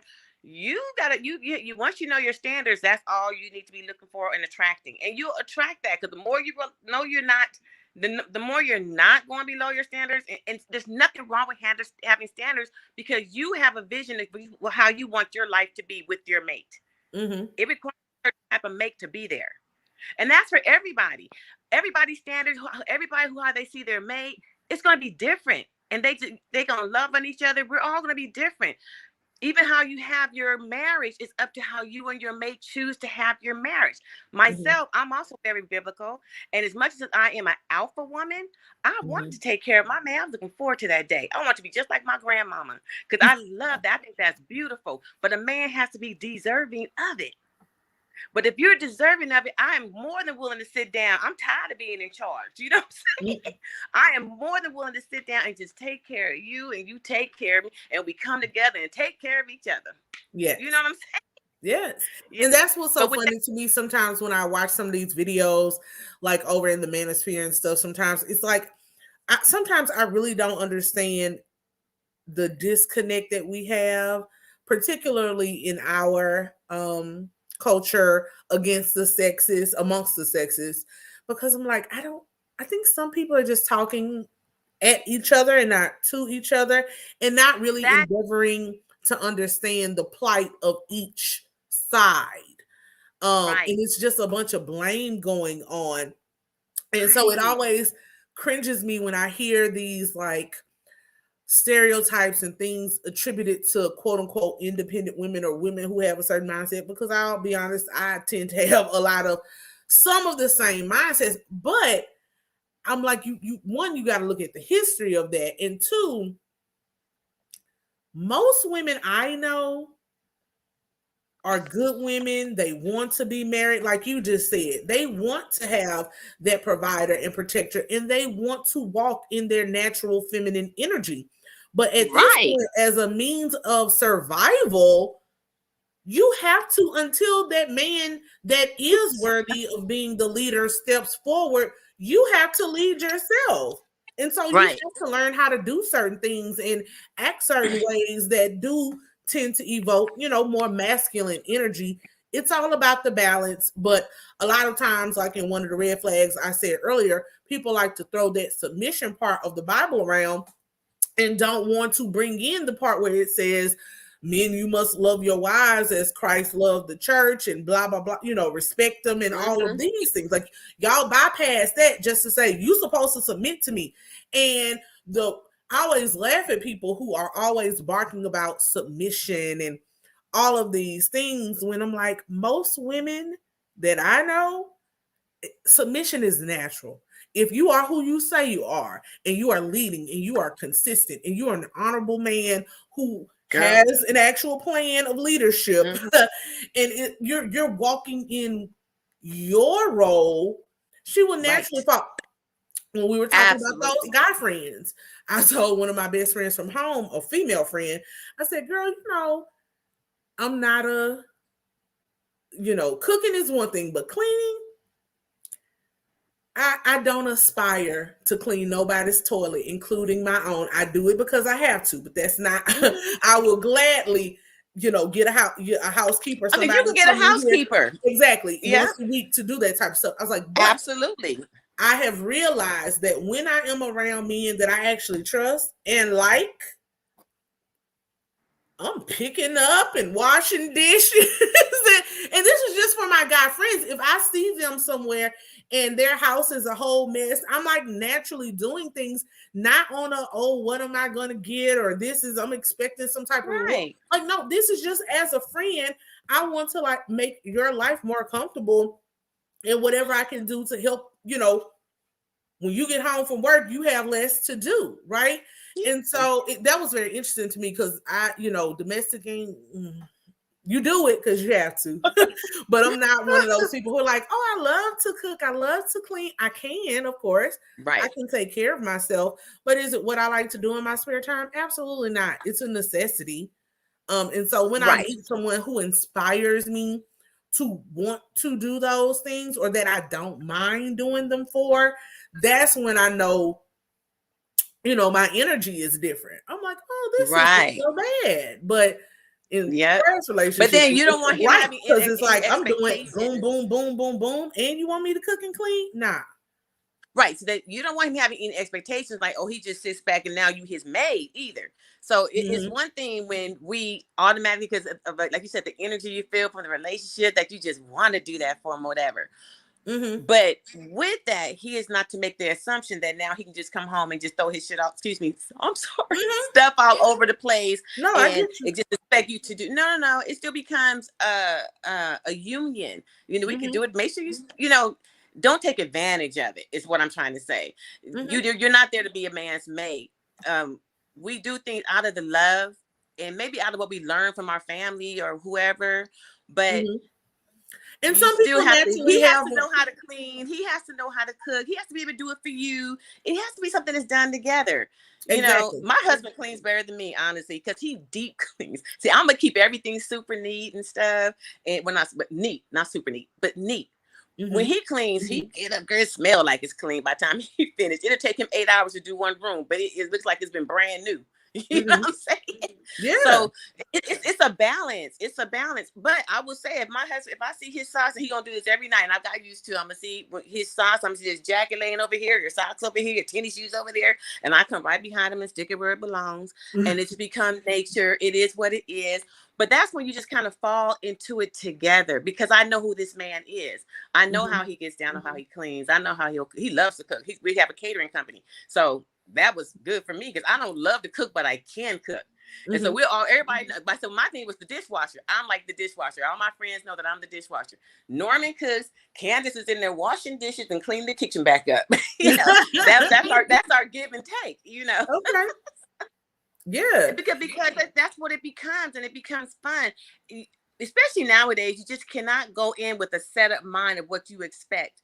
Yes. You can have that conversation. Well, you know, and you should have that conversation nowadays. What does marriage look like to you? What does a relationship look like to you?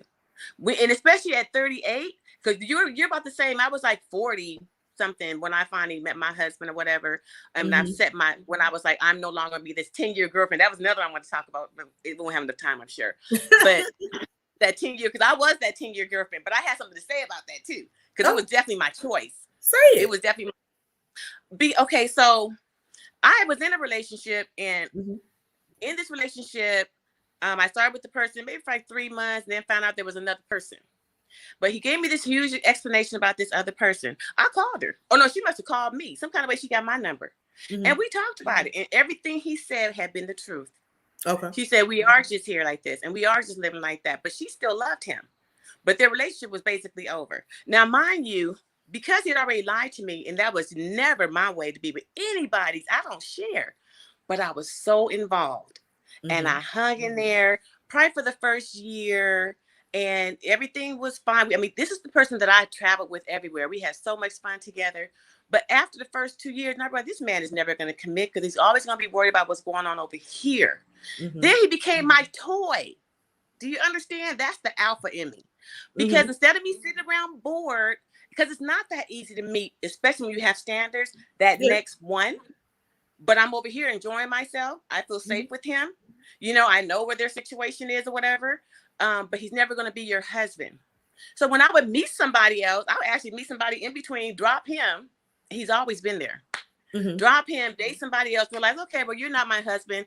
He'd be right there waiting. Well, you want to go on a trip? To this day, if I left my husband today, he'd be ready to go.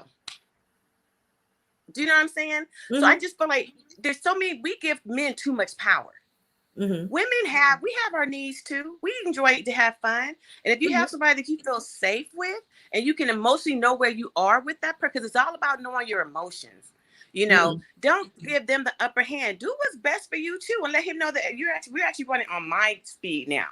See, at first it was all about us. Are we going to get it together? But now it's about, until I meet that next one that's meant for me, I'll still hang out and play with you. Do you know what I'm saying? Yeah. We can be toys. But see, what happened was, when I got 40, because I think he and I hooked up by maybe about 30, about 33. About 40, when I got about 40, 42, that's when I tell you I went to God. I'm like, I am not meant to be somebody's little play toy or a 10-year girlfriend, Lord. And I'm ready to be somebody's wife. I know I'm meant to be a wife.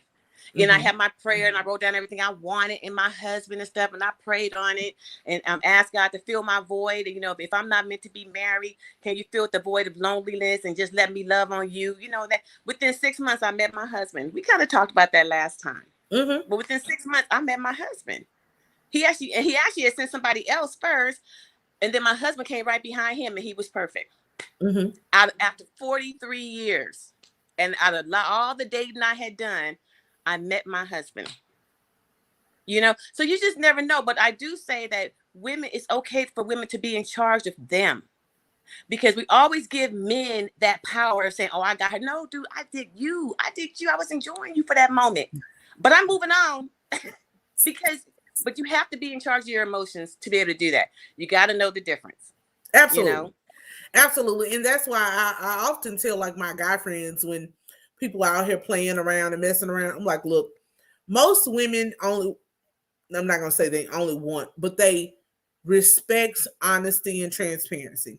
And if you let them know what it is up front and they want you bad enough, they may accept those conditions. Right. I've been in that place before in my life as well. But like you said, it's just right now I'm at a different place. I just hit my place sooner than you, and to where I got to one, I took a break just to work on me and to get into therapy. It wasn't like, oh, I'm gonna be celibate. It's just like, oh, let me do this. Let me focus on me, get me together so that I can. Because clearly, like I tell people all the time, you keep attracting the same thing for a reason. So I'm like, let me figure out what this is and let me go on and get this fixed.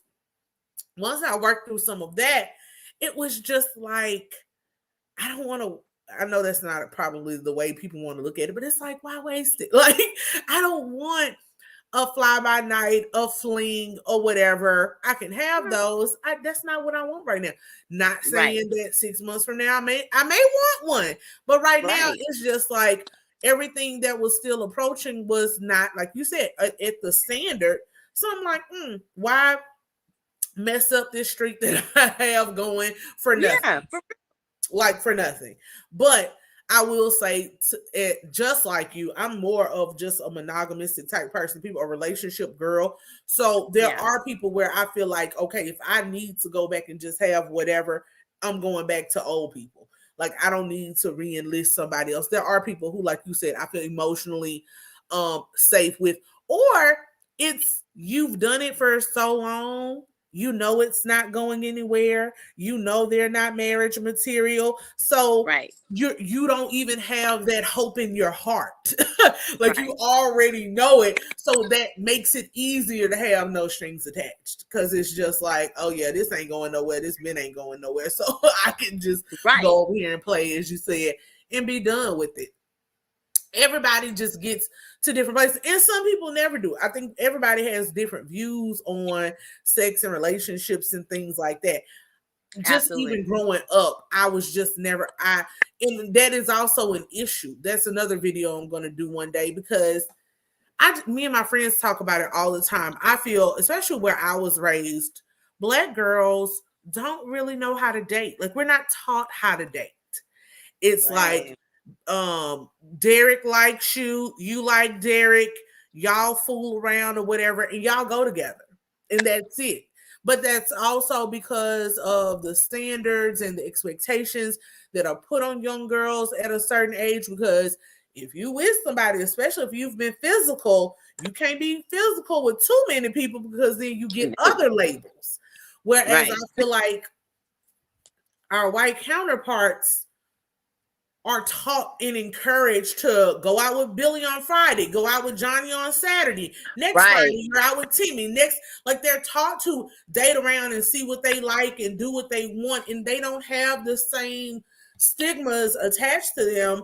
And honestly, their mothers teach them to do this thing, even going and getting your education. Me and my best friend talk about it all the time. She's a doctor, and it's like, we were taught to go to school and get our education, like to get the degree, to be able to have these jobs and take care of ourselves. Most of white women I know go to school and are taught to, like, yeah, you might get a degree, but you're getting a husband while you're there, and they get married so young, 24, maybe 28.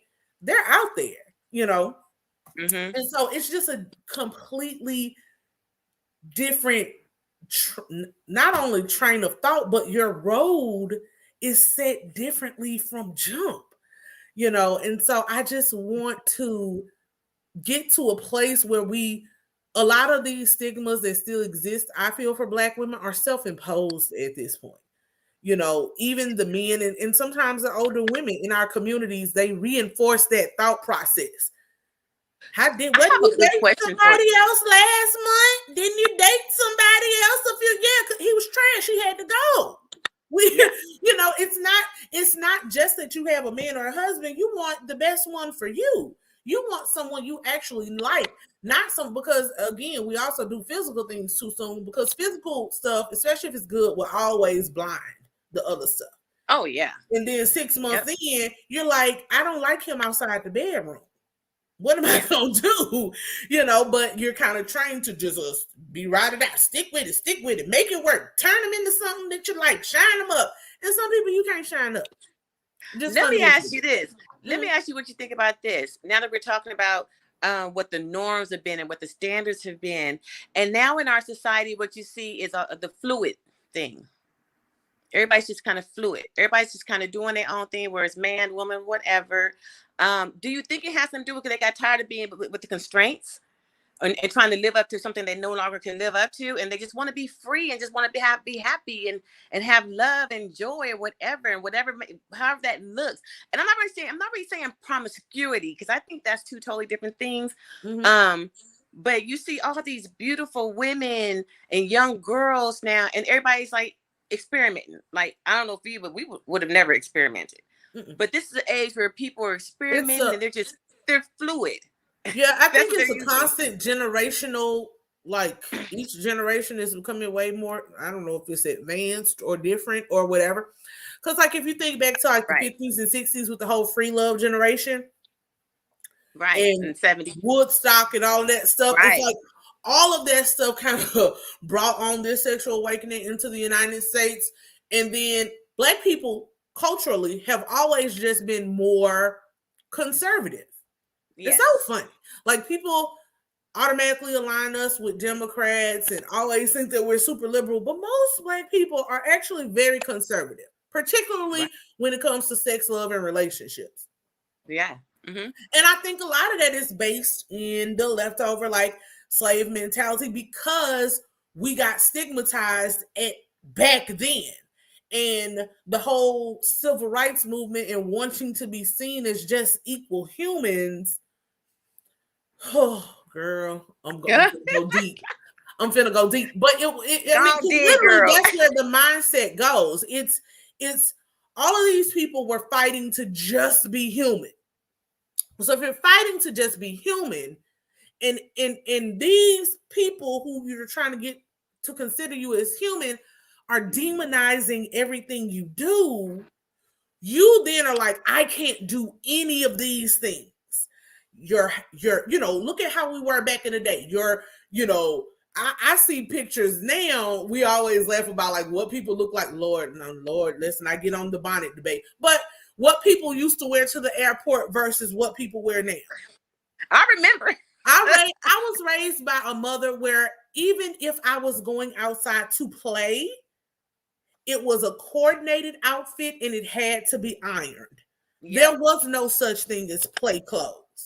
It Yeah. was constantly drilled into my head. You don't know who you're going to see. You don't know who you're going to meet. You don't know where you're going to be. So, of course, the clean draws, the this, the that. I mean, you should have on clean draws anyway, Mm-hmm. but that kind of Right. stuff. No holes, no. And so I will say, although as an adult, I understand the need for some of those teachings, it also was high key repressive. And to a child who just, especially when you see, once we went through integration and you see other people being able to date, being able to make mistakes, being able to have fun. When your whole life you've been told you got to walk this straight line, you can't have fun, you don't do this, you don't do that. Right. It's repressive. It creates anxiety. I struggle. I tell my friends all the time, when I have kids, I'm going to struggle with what I pass down. For example, the whole you gotta run twice as fast, jump twice as high, do twice as much to get half of what they get. Again, I understand why it was taught like that, especially back then. Right. Mm-hmm. Well, for me, the mindset shift is, why do I have to have what they have? I don't want what they have. Why is this the picture and goal of success? Because again, it just creates these standards that build anxiety and an inherent belief that you will never be good enough. And that's just a flat out lie. They want you to think that you're not good enough, right? And so all of that, it flows even in marriage and relationships. Like, and you can see it now when people talk about Black women and Black men divesting and marrying and dating other races and cultures. There's still this vein of thought that like something different or exotic is better. And that is what you should pursue as a Black woman. Me personally, I genuinely want to be married to a Black man, right? But I visit different schools of thought, and I see lots of Black women who are like, "Nah, I'm good. I want who loves me. If there happens to be a Black man, good." Part of that really makes me sad because I do fundamentally believe the Black family is the cornerstone of the Black community, so that is important to me. But when people buy into this, there are only so many of, and they really do think like, well, Black men cheat so much and white men. I'm like, girl, are you serious? Are you? They may be more discreet at their cheating. Some of them, some of them, they go on business trips and do what they want to do. But don't ever sit here and think other races don't cheat or other races don't have domestic violence issues. Oh yeah, like that's a man. That has not anything necessarily to do with race. But again, we've been conditioned so long that like what we have is not right and not enough, and you have to be the best. So I think it's a lot of things. I think it started probably with my generation because I took that stance career-wise. It was like, you need to go into a big law firm. I had the opportunities. I was like, no, thank you. And to my mother, who came from a generation where Black people could only really be teachers or secretaries or maids, you have all of these opportunities. What is wrong with you? These people want to give you six figures. I don't want to go. I don't, and so you see that now. I know in my profession, the struggle between the old school lawyers with the partner mentality and trying to recruit new young lawyers and wanting these young lawyers to do 12, 16-hour days like they did. And the new people are like, no, thank you. Work-life balance. No. That was my thing. Work-life balance. I'm not. Work-life balance, girl. Work-life balance. I work hard. And if we have a big case coming up, absolutely. But am I coming at 6 a.m. and leaving at 12 or 10 at night just to show you I'm here earlier and staying latest so that hopefully in 7 years I can be a partner? No. Oh, you get so much more earning potential as a partner. How about I'm not that I'm complacent, but I'm content with the great salary I have. I'm a single woman. Right. I make more than people with 6 children sometimes make. So if I'm content with that and I don't want to chase what success looks like to you, because I actually want to take a vacation. I actually want to have kids and raise them and not have to bring them into the office every day. People, it's a different mind shift that's also, and it's not a monolith. I have friends that are completely different from me that still believe in that old school, I sleep when I die, or I'm up at 5 and I'm at the office till 10. Great. It's just not me. But I have seen it be progressively, like, I think in my family, I've been the one that pushes back the most. I respect my elders, but I respectfully say no. Or I respectfully say, I'm gonna listen to you, but I'm gonna do what I want to do. And now my niece, I give grace because they have to be young and they have to make their mistakes. But my niece is light years. She's 19. She's light years ahead. The stuff she tells her mama, I be like, say what now? You getting your mouth getting a little, it's not disrespectful, but she's super assertive. She knows what she wants. She knows what she's going to do. She has done whatever research she's going to do. She's made her decision and she stands in it. And she's not going to let anybody. And I admire that as someone who dealt with people pleasing for a long time and have finally grown, started to grow out of it and hated it. Because I look back at some of the decisions I made that were simply for other people that led to nothing that I wanted to do. So I think in for Black Americans in particular, and I can only speak as someone being raised in the Deep South because that's also a part of it. I was going to say, my mom's from the South, so I relate to that because I was raised by a Southern, but I'm from Berkeley, California. If you're familiar with Berkeley, we are the melting pot. So being raised in Berkeley, I just had a whole different view of living in life and the freedom. We're the land of the free, girl. So we were different. My mom taught me one way, but then my surroundings showed me something else. And that's where my mindset changed at a young age of what I wanted for myself. Like to this day, she and I are totally opposite because I'm a free spirit. And I feel like the COVID, this is like a whole totally different conversation, but it's a good conversation. I feel like the COVID should have kind of shown people what's more important than the hustle, love, family, freedom, life, quality time. And that's something I've always worked for, which is why I want to be a nurse. Because I never wanted to work 5 days a week. It just didn't work for my personality. But with nursing, you can make your own schedule, so that's why it worked for me. But I think you have to choose what's most important. People running after money, money can come and it can go, but your life, you only get one. Yeah. And you need to be able to be fulfilled. You got to feel full. You need to be able to pursue your dreams. Take that dream out your head, write it on paper, and then take action and pursue it. And whatever comes out of it, but let's make sure you're living in your passion. And if you're probably have to work while you're doing your passion, but do it. Don't ever have life with regrets. See, I really can talk about this because I completely agree. We're kindred spirits in this. I have always been. I love school. I love lots of things. I love school. I love work. I can be very serious when I want to be, but in my heart, I'm a very free-spirited person. I love to have fun.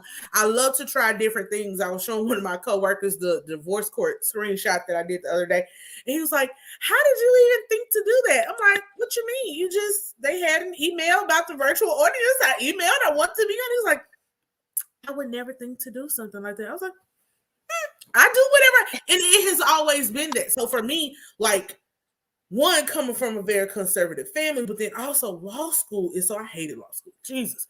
Law school is it's naturally a competitive thing. They want you to compete against each other and all these things. And I'm like, I don't need to do that. Like, I'm going to get whatever I'm going to get. I'm smart. My grades will be my grades, moot court, all of these things. I mean, I tried out for them and I applied myself, but I've never been the type of person, if I don't make whatever, it like destroys me. But also, I've always had that line of the law is my career. It is not my life. It's not who you are. Exactly. It's your career. And it was a struggle in law school because there were people, that's why people are like, you should marry a lawyer. I'm like, no, I shouldn't. Unless he's a lawyer like me, because I don't want to get home and talk about law and politics anymore. I've done that all day.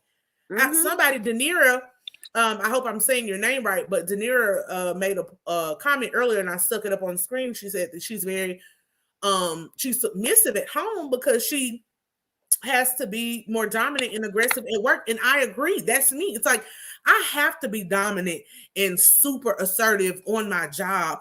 When I come home, I want to be soft and have fun and let my hair down and relax. And, I dream of the day when my house is the house for after church and we're cooking and grilling and playing spades and having drinks. Like listening to music. That's my idea of fun in life. And I could make tons more money. Right. But money does not motivate me in that sense. I want to be comfortable, but what's comfortable for me may not be what you need to be comfortable.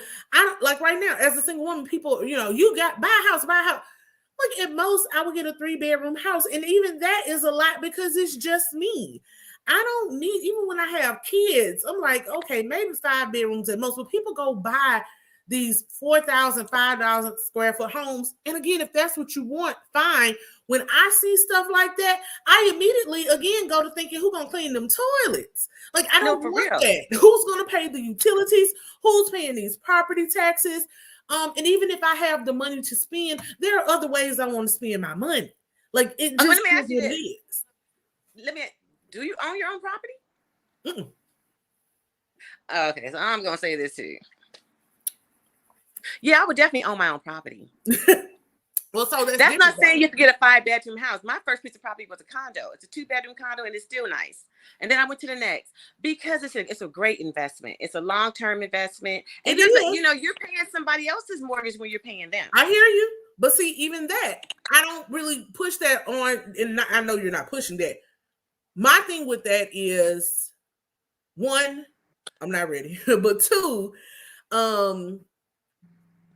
I honestly now, during the research that I've done, and I do property law, so I know, doing the research that I've done, and even watching other people that are wealthy, there are lots of people who own rental properties but rent where they live.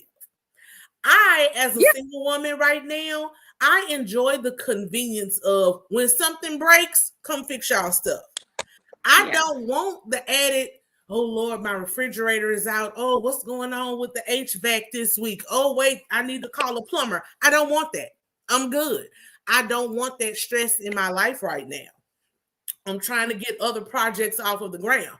Now, it's in the plan, for me to buy a home, but with moving to a new city recently and doing the different things, I wanted to get in, learn the lay of the land, which again I'm glad I did, because I'm in a place, and I think this is pretty much the whole country right now, where commercialism is at an all-time high. This housing market is crazy. Now is not the time to buy nothing anyway, but these developers in the counties and cities and planning commission boards are letting people build anything, anywhere. And I will say, I like nice things. And so that used to mean I want a new build. I want a new construction. I want to plan the kitchen cabinets and this tile and that tile. And as I've gotten accustomed to where I am, and I'm looking at this basically swampland that these developers are building on, I'm like, oh no. If I buy here, I need to go into a developed, like a existing, well-established community. Yeah. And maybe get an older home that requires some upgrades. But even still, not saying that I can't do these things as a single woman. I absolutely can. But I also have to be realistic that I'm one person.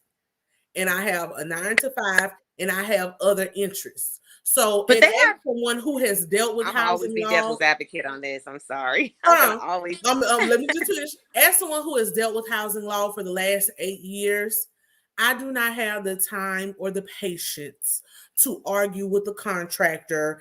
Is he showing up on time? Is he doing what he's supposed to be doing? Am I being drained of money right now? I just don't have it to do. I don't want to oversee a renovation project right now. No, I you don't. probably So it's just about, I've been looking, but it's just about finding, once I realize, okay, these are the neighborhoods that I'm interested in, because I'm always a forward thinker as well. Hopefully within the next 5 years, I'll have a child. I need to get somewhere that has a good school system. I'm a big advocate of public schools. I went to them. They're good. So I want to be in a good school district, right?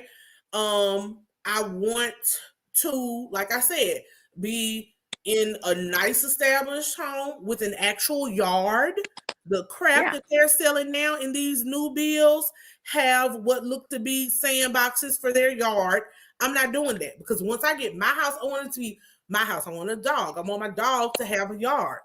So it's like I'm thinking about all of these things, and just realistically where I am in the market, it's going to require rehab. And I'm not talking about, oh, I don't like the countertops and we need that fixed. No, it'll probably more, piping, electrical, and that kind of stuff. Exactly.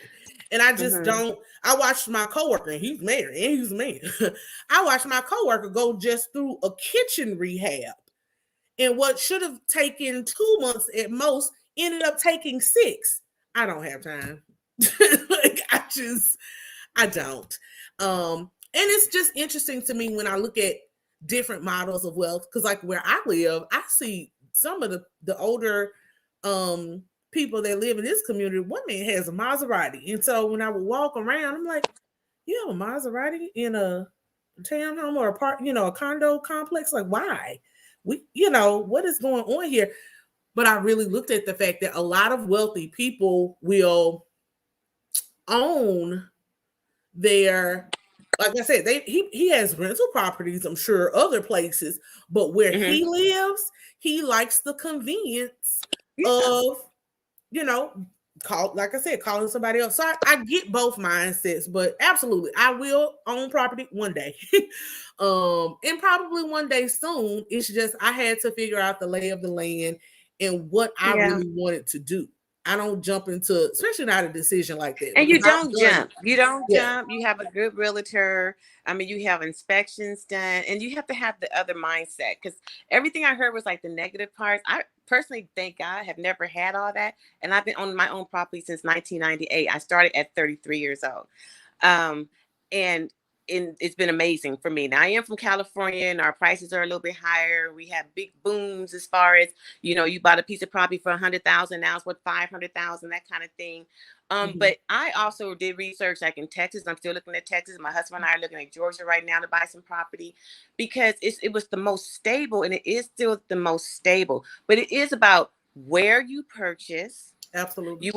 Everything is about location, because you have to be able to know that I can sell it or rent it and get what I need and stay in the black with it. And then it's about leveraging. You don't really want to use your own money. Use your credit. Use your financial power. And Absolutely. so you always have a good credit card. So mind you, if you're making the money because you're having a rental, I mean, we could have a whole conversation, but I hear a lot of people. We'll do a video about all of that stuff. I hear a lot of people, and they talk themselves out of it. My husband was like that until he and I got together, and I was able to show him. And now he's like, oh yeah. This is, and it's like the most stable. It's because everybody has to live. Now in the COVID, of course, you see, and this is the scary part. Now in the COVID, you see where a lot of people couldn't pay their rent. And who has to pay that rent still?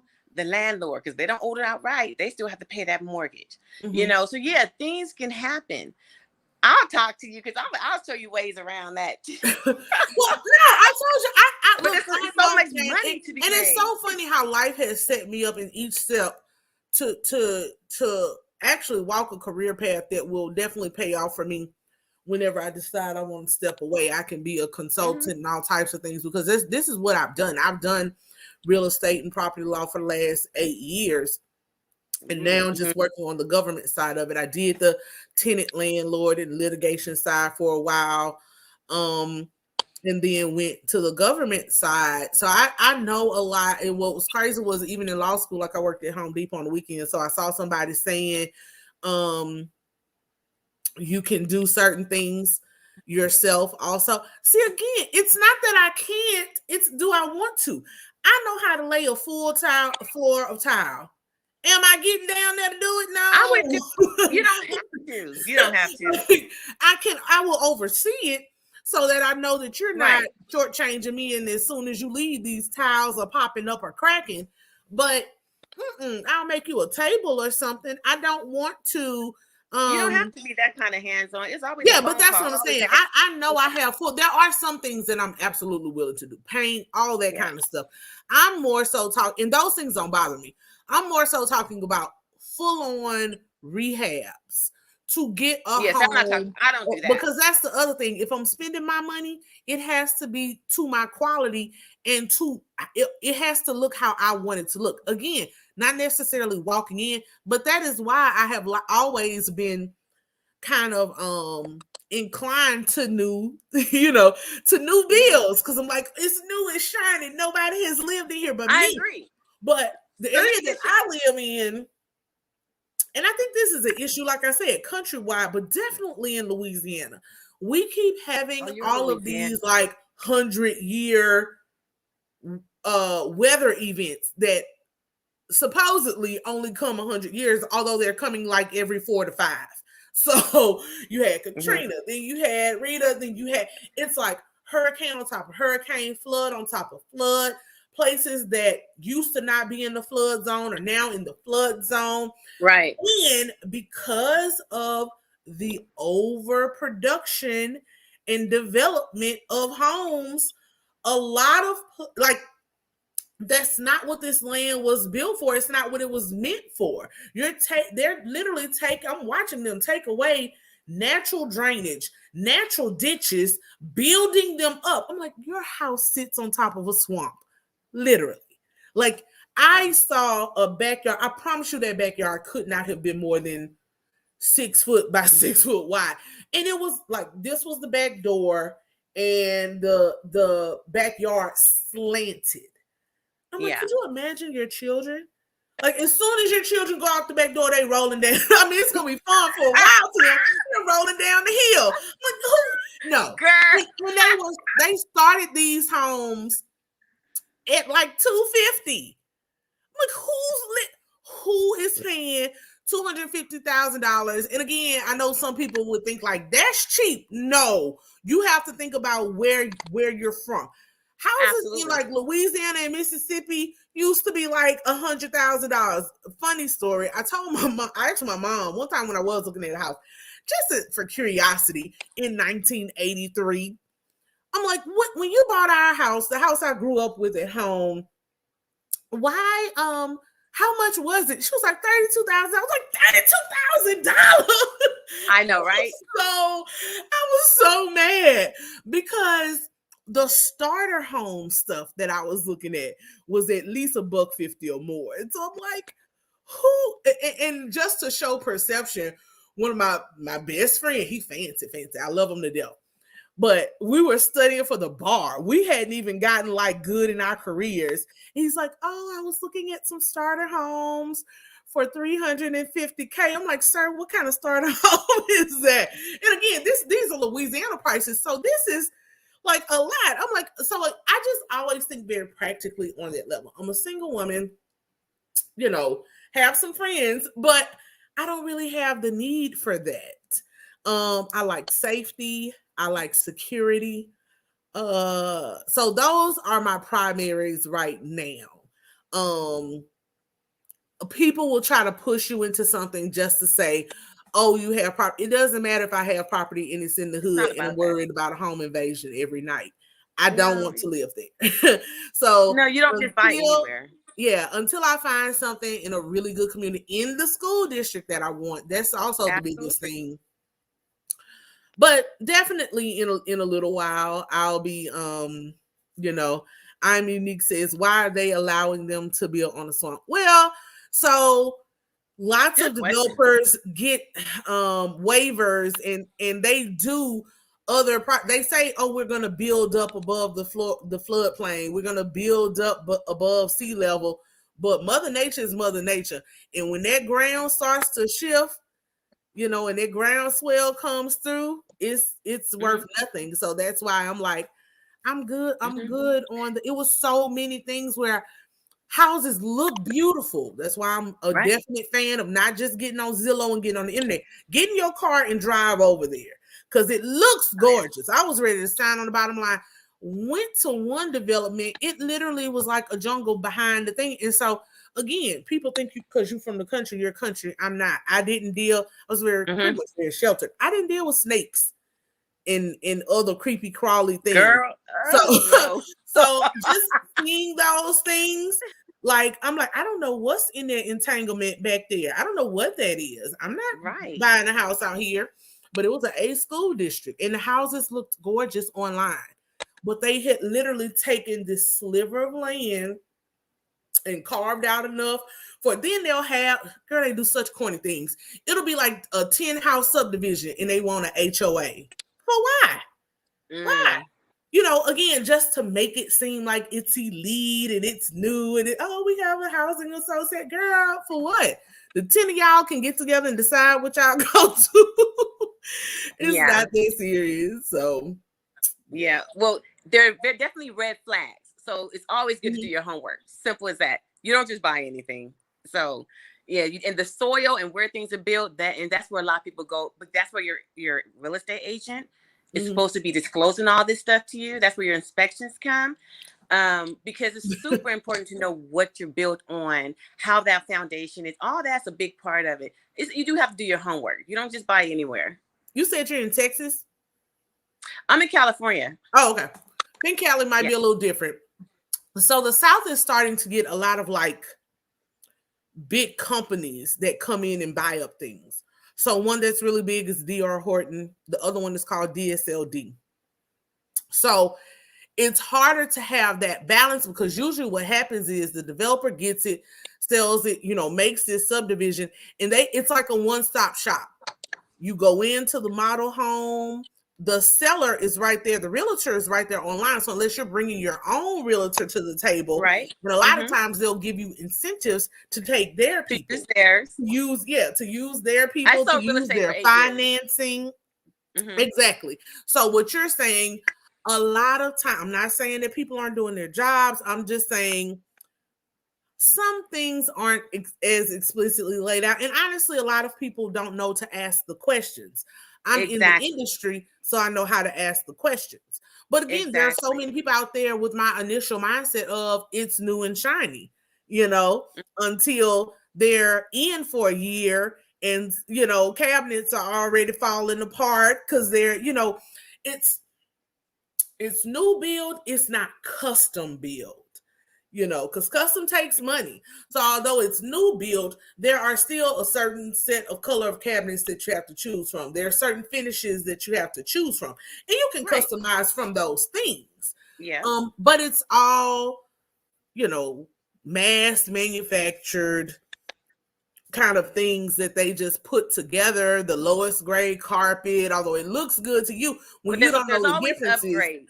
There's always upgrades in new construction. Exactly. So what they're going to initially show you is what's there. Then they're going to give you the elite stuff, and it's up to you to pay the extra. There's always upgrades available. But I'm feeling this is what I'm going to tell you for this. If you're going to look at new construction, find out where it's going to happen first and go into the very first phase of it. Because that's where you're making your money. You want to go first and no more than second phase, because while they're building, you're making money while they're still building your house. Yeah. At this because point, I look at it, like further out in the country, I don't think I would do new construction. In the city, I'm definitely not. Because like I said, I see the quality of land that they're building on. So in the city, I'm just saying, you were talking about new construction. So I'm just saying, if you're going to do new construction, you go to the builders, you go to the cities and find out what's going on in that area, where they're going to be building, who's going to be building. So you can be the first one there. For anybody that's out there, especially if you're in California, if you don't know about this, you want first phase. Y'all know how we making money in California with these houses and stuff, because by the time they finish, they got 10 or how many phases in your house, at least in California. I'm not sure how fast things move in Louisiana. But your house has gone up $100,000 to $200,000 because you got that first phase home. So if you never even decide to set foot in it, you don't have to. You can put it up for rent. You can sell it real quick. And so that's when I'm talking about real estate, I'm talking about the financial part of real estate, but you still got to have good property. You got to have good property. Absolutely. Yeah, and to me, your home is your bank. As you're paying into it, not only are you getting equity, but you're just paying it down. So like if you got financially strapped or whatever, or like the interest rates are like super low right now, you can literally refinance it and put all that money right back out. All that hard-earned money you done put in there paying rent every month for the past 4, 5, 10 years, whatever, it has now increased in equity, and all that was your piggy bank. And now the interest rates are so low that pulling that $80,000, $90,000 out with this newer interest rate, you're almost paying the same mortgage. And you were just living in it. You were doing what you had to do. You just paying. And nowadays, especially in California, the mortgage is less than the rent. Oh yeah. You know what I'm saying? I would pretty much think that that's almost everywhere.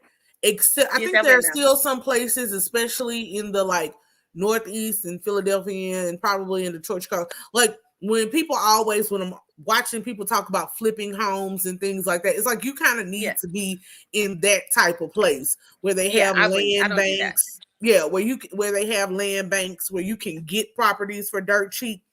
That kind of doesn't really. I'm not saying it doesn't exist. It's harder to come by here. And it's definitely going to be restricted to a certain neighborhood. Because also the other factor is gentrification. So what used to be the hood is now, I know I saw a lot of that in New Orleans. You know, what used to be the hood is going for $500,000. I'm like, what? That's why it's so important to go to your chambers of commerce or your planning committees years in advance. You can almost tell when they start fixing streets and putting up lights, you know something about to happen. That's when it's important to start looking to see, well, should I invest in here and sit on this or whatever? Because you know it's about to be gentrified and you're about to make your money. And that's how investments work anyway. And it's always this, again, it's just one of the most stable. And you know, for me, I'm just like, if you're gonna live somewhere, and you might as well be paying yourself to do it. And then you want to leverage, so you don't have to take your own cash. You know, have a good credit profile, have a good credit card for repairs if necessary. You know, the most I've had to do in repairs, thank God, and I've had a couple of slab leaks, and I mean, I've had my property for years though. These are nice properties. They don't cost that much to repair. You have to replace a water heater, a pipe. I just recently had to redo a bathroom vanity, which cost much to nothing, considering how much the place is made. You know, and that was one of the beauties of me becoming a nurse when I said I wanted my freedom. Versus I could have made a whole bunch of money in nursing, but I chose not to, because what I did was become a nurse, and then I went and got my real estate license, and I worked with a friend of mine. I sold real estate for 8 years, but even before then, I had bought my own property. I mean, so it really is, and I hear a lot of people who kind of the first thing that I don't want this problem or that problem. I get that. But I think it's good to have real good conversation, not trying to push it on you, because I think to each his own, but I know it's been great for me and many people that I know. And just in general, it is like one of the most stable ways in an investment, because you're going to pay rent anyway. So why not be paying yourself? And it's just like putting money in your own bank, you know? And like literally, again, with the interest rates, right? Everybody's going trying to get these 2.5, because, you know, you go from 9% to 6% to 2.25% interest rate. And all the money you done paid in rent, you got it right back in your account.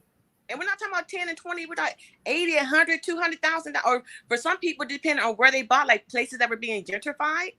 But because you get those plans in advance, those plans are normally being written 5 and 10 years in advance. So that shack, now you're looking at the land itself. I'm just going to buy that because I want that land, because they're going to want that land, because this is happening. You can watch these things happening. And it's a steady investment. It's an investment. But what you do is all about your credit. And I'm telling you, you leverage. You don't want to use your money. You just want to have some good credit and use somebody else's money. And so that's also why I think for me, because I've worked in the industry so long, I just like people to have the realistic overview, because so many people buy a house thinking that it's just the mortgage, or, you know, it's just the insurance, it's whatever. And they do that. And although, you know, you can say, well, I'm already paying rent that's more than the mortgage, it's literally more than that when you are also now in charge of all of the other upkeep. And if you already are skating on a line, you know, you barely got your money for your down payment. For some people, they'll get into a house and really don't even have much after they pay their down payment in terms of savings, right? So as soon as something kind of major happens in the home, whether that's their HVAC system, something is going on with the roof that they didn't necessarily catch in the inspection, you know, a lot of people know, oh, you can get 3 months behind in your mortgage. Who say, oh, well, I'm going to use this and catch them. And then I can always go back and catch up on that. And it ends up being a slippery slope. So I just want, when people are saying, I want to buy a house, just to make well-informed decisions and well-financed decisions. And have built, like I said, it's cool to have dreams, but also have a goal with your dream. And so that means building your savings well beyond what they say you need for a down payment. If you're a married couple and the bank approves you for $400,000, don't go get a $400,000 house, because if you did that financing based on a two-person income, and God forbid one person is laid off or one person gets sick, now you're in a bind and can't pay it. And so I guess because I've had to try to help as many people as possible dig themselves out of foreclosure, I'm just very, you know, for me, I'm definitely going to wait and do this. But again, it's not even personally, it's not necessarily money. It's more the the whole aspect of wanting to make the best decisions for me as a single mother. Because although people are like, well, you can always sell it and move, I don't like to move. Like, you know what I'm saying? So when I make this decision, I kind of want this to be a good solid place where if I never buy another house, I'm cool with living here, you know, for forever, but at least for the foreseeable 5 to 10 years. So I just think it's best to educate yourselves and get as much balance as possible. You know, some things, of course, that you want, but then some things that you need, but also really have that nest egg to where if emergencies happen, you're good without cutting into your mortgage. You know, and if you have a good realtor and a good loan officer, they're gonna do that with you. Now the problem is you have too many people out here that just trying to make their dollars and they don't care about. But that was never me, never me. And I would never put somebody a piece of property that I don't think you can afford on your salary. I would have never done that. We're gonna always go over numbers. We're gonna sit down with the loan officer. I would not even deal with something because in my heart, first of all, I love God and I would never do nobody wrong, and I don't want to see anybody fail ever. Now, unfortunately, there's not enough people with that kind of integrity. This is beyond integrity. This is wanting to see people succeed. Absolutely. You know, you have that goal. I want to get you to your goal. I can be your agent before you even buy anything. Let's prep you and get you ready. You know, you got to have those real, like you said, genuine conversations because you're really not ready yet. Let's see. You might be ready for this. We're not ready for that. And explaining why. But last thing I want to see is what happened in 2008 when people were getting put in all these different homes and stuff, and they all had all these bad loans and they couldn't afford the loans. Not one of my clients ever had that because I was always realistic. And it was easy for me to do because I was a nurse. So I'm working as a nurse part-time and then selling real estate. But I know a lot of real estate agents, they were just trying to get their money. You know, I could never do that. I would never do that to somebody. So you got to have somebody with integrity, and you have to know what to be looking for and who to ask for. Your loan officer should be looking at your financial portfolio, and they should just tell you, no, this is not a good for you. They can't make you not do it, but they have to feel good within themselves that they've explained, they've gone over your finances. And it's like you said, with the married couple, and I agree with any married couple, when you get involved in something, make sure you can take it on by yourself if you need to. Now, that's easier said than done. I feel like I can say that, but everybody can't say that. And most married couples are not looking at, you know, you're married, you don't think you're going to break up. You're supposed to be married for life, you know. So sometimes it's just rolling the dice. If you do break up, you might have to sell your house. It might be as simple as that. Not that it's simple to sell, but you know what I'm saying? But if you can get involved in something that you can take on with your own, but you're lucky to have another person with you. But you make sure, even when you're looking for a real estate agent, they the only way they'll have your best interest at heart is when they start talking to you about money. Let's look at your finances. Let's look and see. Just like you said, well, although you're clear for this $650,000, that's going to make your mortgage $400,000 a month.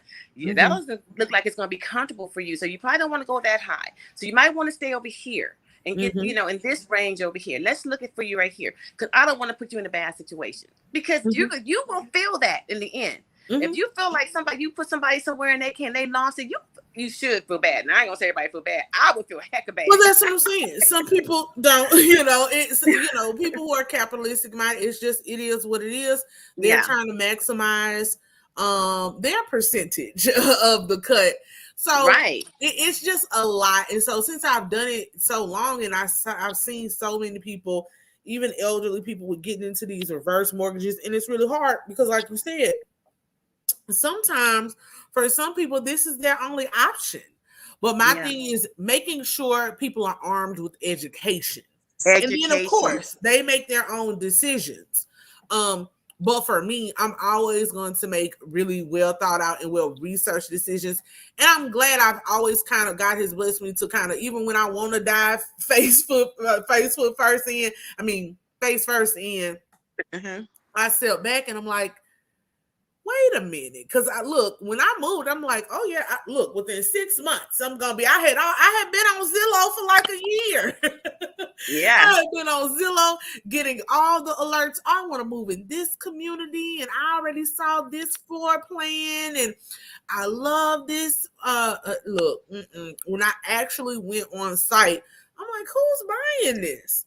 Right. But again, I know more about elevations and floodplains and all of these things and how just flood insurance in Louisiana will jack up. You think, Zillow gives you this little calculator. You think that's just going to be your mortgage, your PMI or whatever. And then you get that flood insurance bill.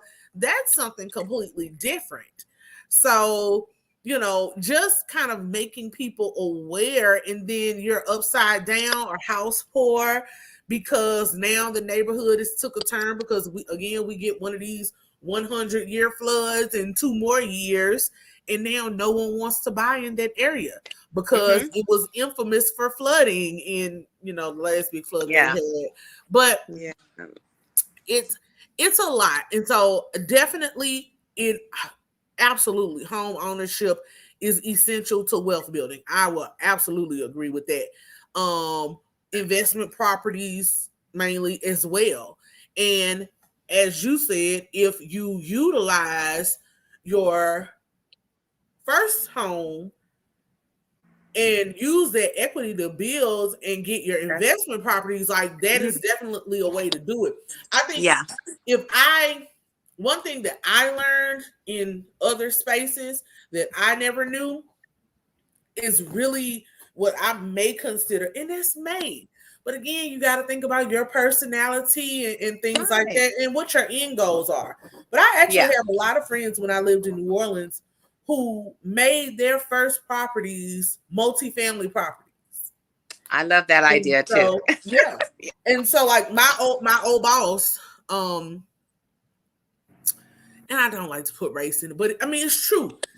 I was a little country girl from Mississippi, and although I'm smart, whatever, and educated, I wasn't. You can be educated and just not know things. I didn't know about investments and real estate and stuff. And so I'm looking at these other young women, and I'm like, how do you live in that house on our salary, right?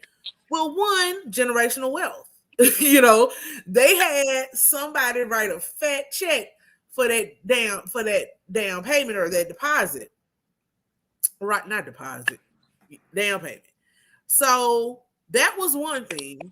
But then also it was a triplex. So one of them was really smart. She rented to 2 other attorneys. So that worked with us. So I know where you work. I know when you get paid. So she's charging them rent, and basically their rent was covering the majority of the mortgage. Exactly. She had just like a little bit. And so again, so many of us were raised and trained of individualism, and you gotta have your own place and blah blah. You don't want no roommates, and you don't want somebody living next door and a duplex. Why would you do that? And so it's just like, yes, it costs more, but when you think about the fact that your renter is basically creating an inborn subsidy for your mortgage. Hello. Oh, well, maybe I could deal with somebody, hearing their voices next door every now and again. But it's stuff that if you don't come from that background, or you've never been exposed to it, I should say that, because I would say never been exposed. Exactly. Yeah, it's exposure. You have to learn it. I had never been exposed to that train of thought, and I sat there because one friend literally came in my office like, "You've been here longer. What are your opinions on these homes?" And I'm looking at that computer like, okay, don't act poor. Like why is she looking at $500,000 houses and we work where we work? Like her husband or whatever, he works where he works. How is this happening? Like the math ain't mathing.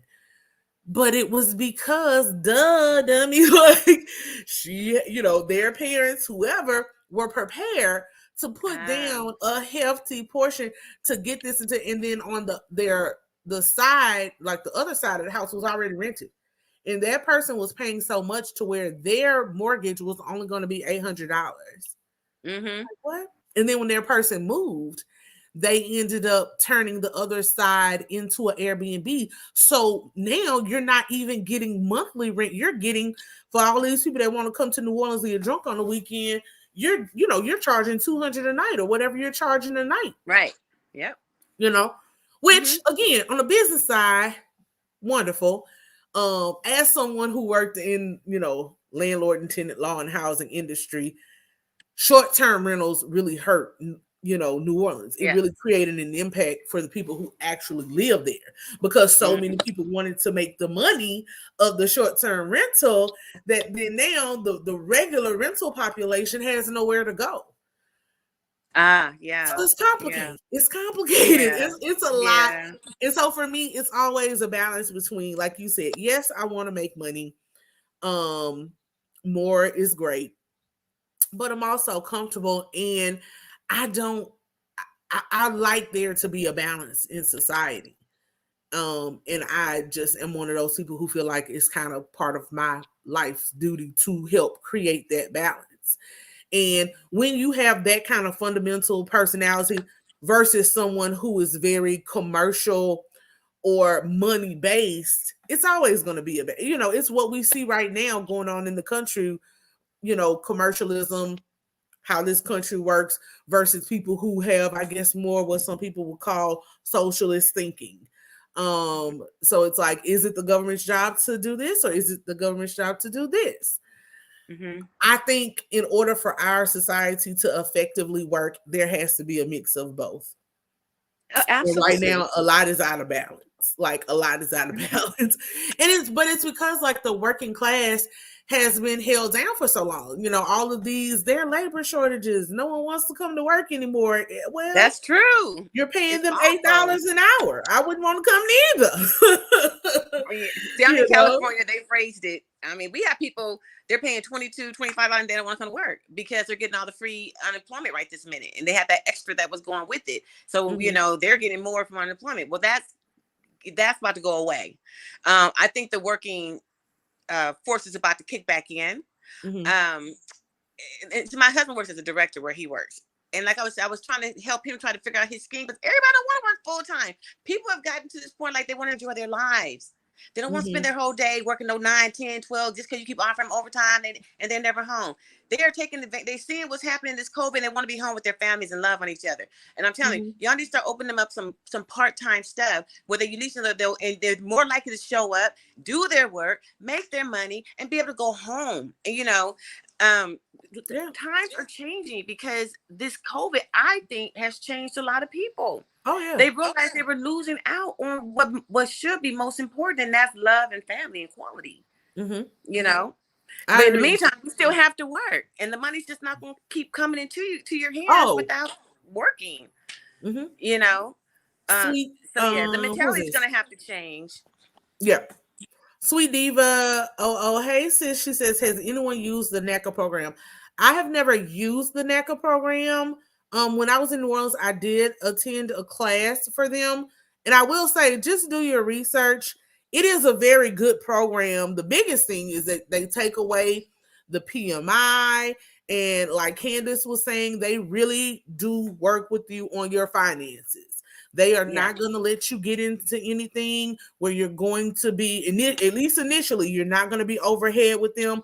They're going to demand, they're going to put you, your worker will put you on a strict schedule and budget for you to save up enough and more beyond what your initial down payment may be. And so, why am I saying, it is down payment. Why am I down payment? Down payment, and then I'm thinking about costs, but I'm thinking about closing costs. But sometimes they'll have events. You just really want to look at NACA because sometimes you can mix and match programs. Like where I work, we have lots of each state get so much money from the federal government to have different types of housing programs. So especially as a first-time home buyer, you definitely want to check in with your state agencies, your city and local agencies, because there are lots of opportunities, particularly if you think you're going to stay in your home for 5 to 10 years, where you have programs that will pay your down payment, pay your closing costs. In Louisiana, we have programs that will help pay. It's called a soft second mortgage.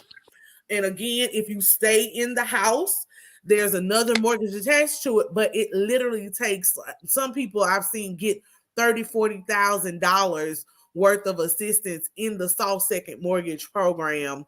But lots of those programs, of course, are income based. And don't just shy away from that, because depending on where you are, the federal government creates a list called AMI, which is your area median income. That's all based on the census and the people who live in your area, what the income is. And then these programs have to be either like 50% of the AMI, 80%. Some go up to 120%. And those ones that go up to 120%, so like in Louisiana, you have some parishes that are richer than other parishes. St. Tammany, Jefferson, Extension Parish are some of them. And so some of those parishes, if you live there and are looking for a home there, the income can go up to $90,000 a year. So don't think it has to be, oh, you can only make $20,000 or you can only make $40,000. It really just depends. So, the information is out there. Do the due diligence. I will definitely try to do some videos on stuff like that. I told the line because like I actually work in that industry, but it's lots of stuff out there. And yes, NACA is a very good program. You just have to, hopefully you get assigned to a really good worker, because it is a program that you have to constantly work. They're going to send you homework. They're going to be looking at your finances. You're going to have to print out your bank statements. So if they put you on a budget and tell you no more Starbucks, it's no more Starbucks, because that's part of the financial literacy piece that they stress, is preparing the homeowner for what we were talking about, which is the actual responsibility of owning a home. It's not just get your house and decorate it. It is, thank you for that, because I'm gonna use that and things like that. I'm gonna tell my aunt and uncle about, because they want to buy their home, and they do have first-time buyers home. But I'm gonna mention that to them as well, because I never heard about the NACA, or I might have and didn't know that that's what they were talking about, because it just sounds very similar. Yeah, NACA is a really good program. But aside from NACA, like I said, you still also check, because usually the state, and some places have city programs as well as state programs. So you ask around, like, hey, do you know of any programs that help first-time home buyers? Usually they will require that the homeowner take like the classes that are required to that's good. In our class, to be considered a first-time home buyer. You get a little certificate, and they usually go through certain banks, so certain financial institutions. Yeah, they do. Yeah, and those people, and your realtor also, some really good realtors, as you've already said, know about these things and can say, oh, you need help getting that. You need help getting that 3.5% or whatever. Yeah, I know about this program. And those programs pay the down payment, and sometimes even the closing costs, depending on how much you're approved for, and depending on the house that you're approved for. So like you may get approved for $10,000, but if the house that you pick requires a $10,000 down payment, then that would all go to the down payment instead of the closing costs. But sometimes it can cover both. And sometimes you can get that closing cost depending on how badly the seller wants to sell in the seller's market. All of that. Yeah, keep as much of your money as possible so there you can put in that rainy day fund. Because I'm telling y'all, rainy day gonna happen, even on new construction. Because some of these new constructions, they don't want to give you warranties and stuff like that. So they give you that 1 year. Exactly. So definitely have you a stash somewhere, a good about. Even Dave Ramsey says $1,000, but a good emergency fund in this day and age is probably at least about $3,000. So keep that somewhere squirreled away, so that if the air conditioning goes out, or where you live, you may not care about it, but baby, here, I can't be without no air conditioning for too long. Somebody's and I'm still gonna say, have a good credit card. I normally have a credit card that's that has a good limit, and it's used strictly for property, and emergencies and stuff. Because I still believe you try your best to hold on to your own funds. It's all about that credit profile. For me, my first property, because I was a veteran, I used the GI, so I did what's called a no, nothing down, nothing closed, and I just moved in. Yeah, for all my veterans and all my military people. Exactly. Take advantage of it, and they're great. They take good care of us. So yeah, but they definitely really do. utilize the programs. Yep. They really do. I've been trying to sneak over into some of y'all's federal credit unions. I'm like, hold on. I know, I'm in one. Like military people get all the stuff because, like I said, I've been working on financing and just all this stuff. All this stuff has been, that's part of my, when I talk about Scared of Beautiful and personal development, professional development, and all of the tools that are out there that people don't really know about, and free stuff. I know we love to have fun because I do, but use your Googles and use your smartphone sometimes to just look at things. I stay on my FICO.com and in those message boards learning from other people. Like, oh, who do you say when I go get my next car, I need to be with this credit union because their interest rates are what? Oh, you go through them. Buying cars has been so easy for me since I was, I don't know, late 20s, and I learned the game. It's like, oh no, I go through who I have established financial relationships with. I don't let you run my credit up, around, and through. I come to you with, this is what I'm approved for, and this is what I want. Oh, you should try. Our people know I shouldn't. I don't want your financing.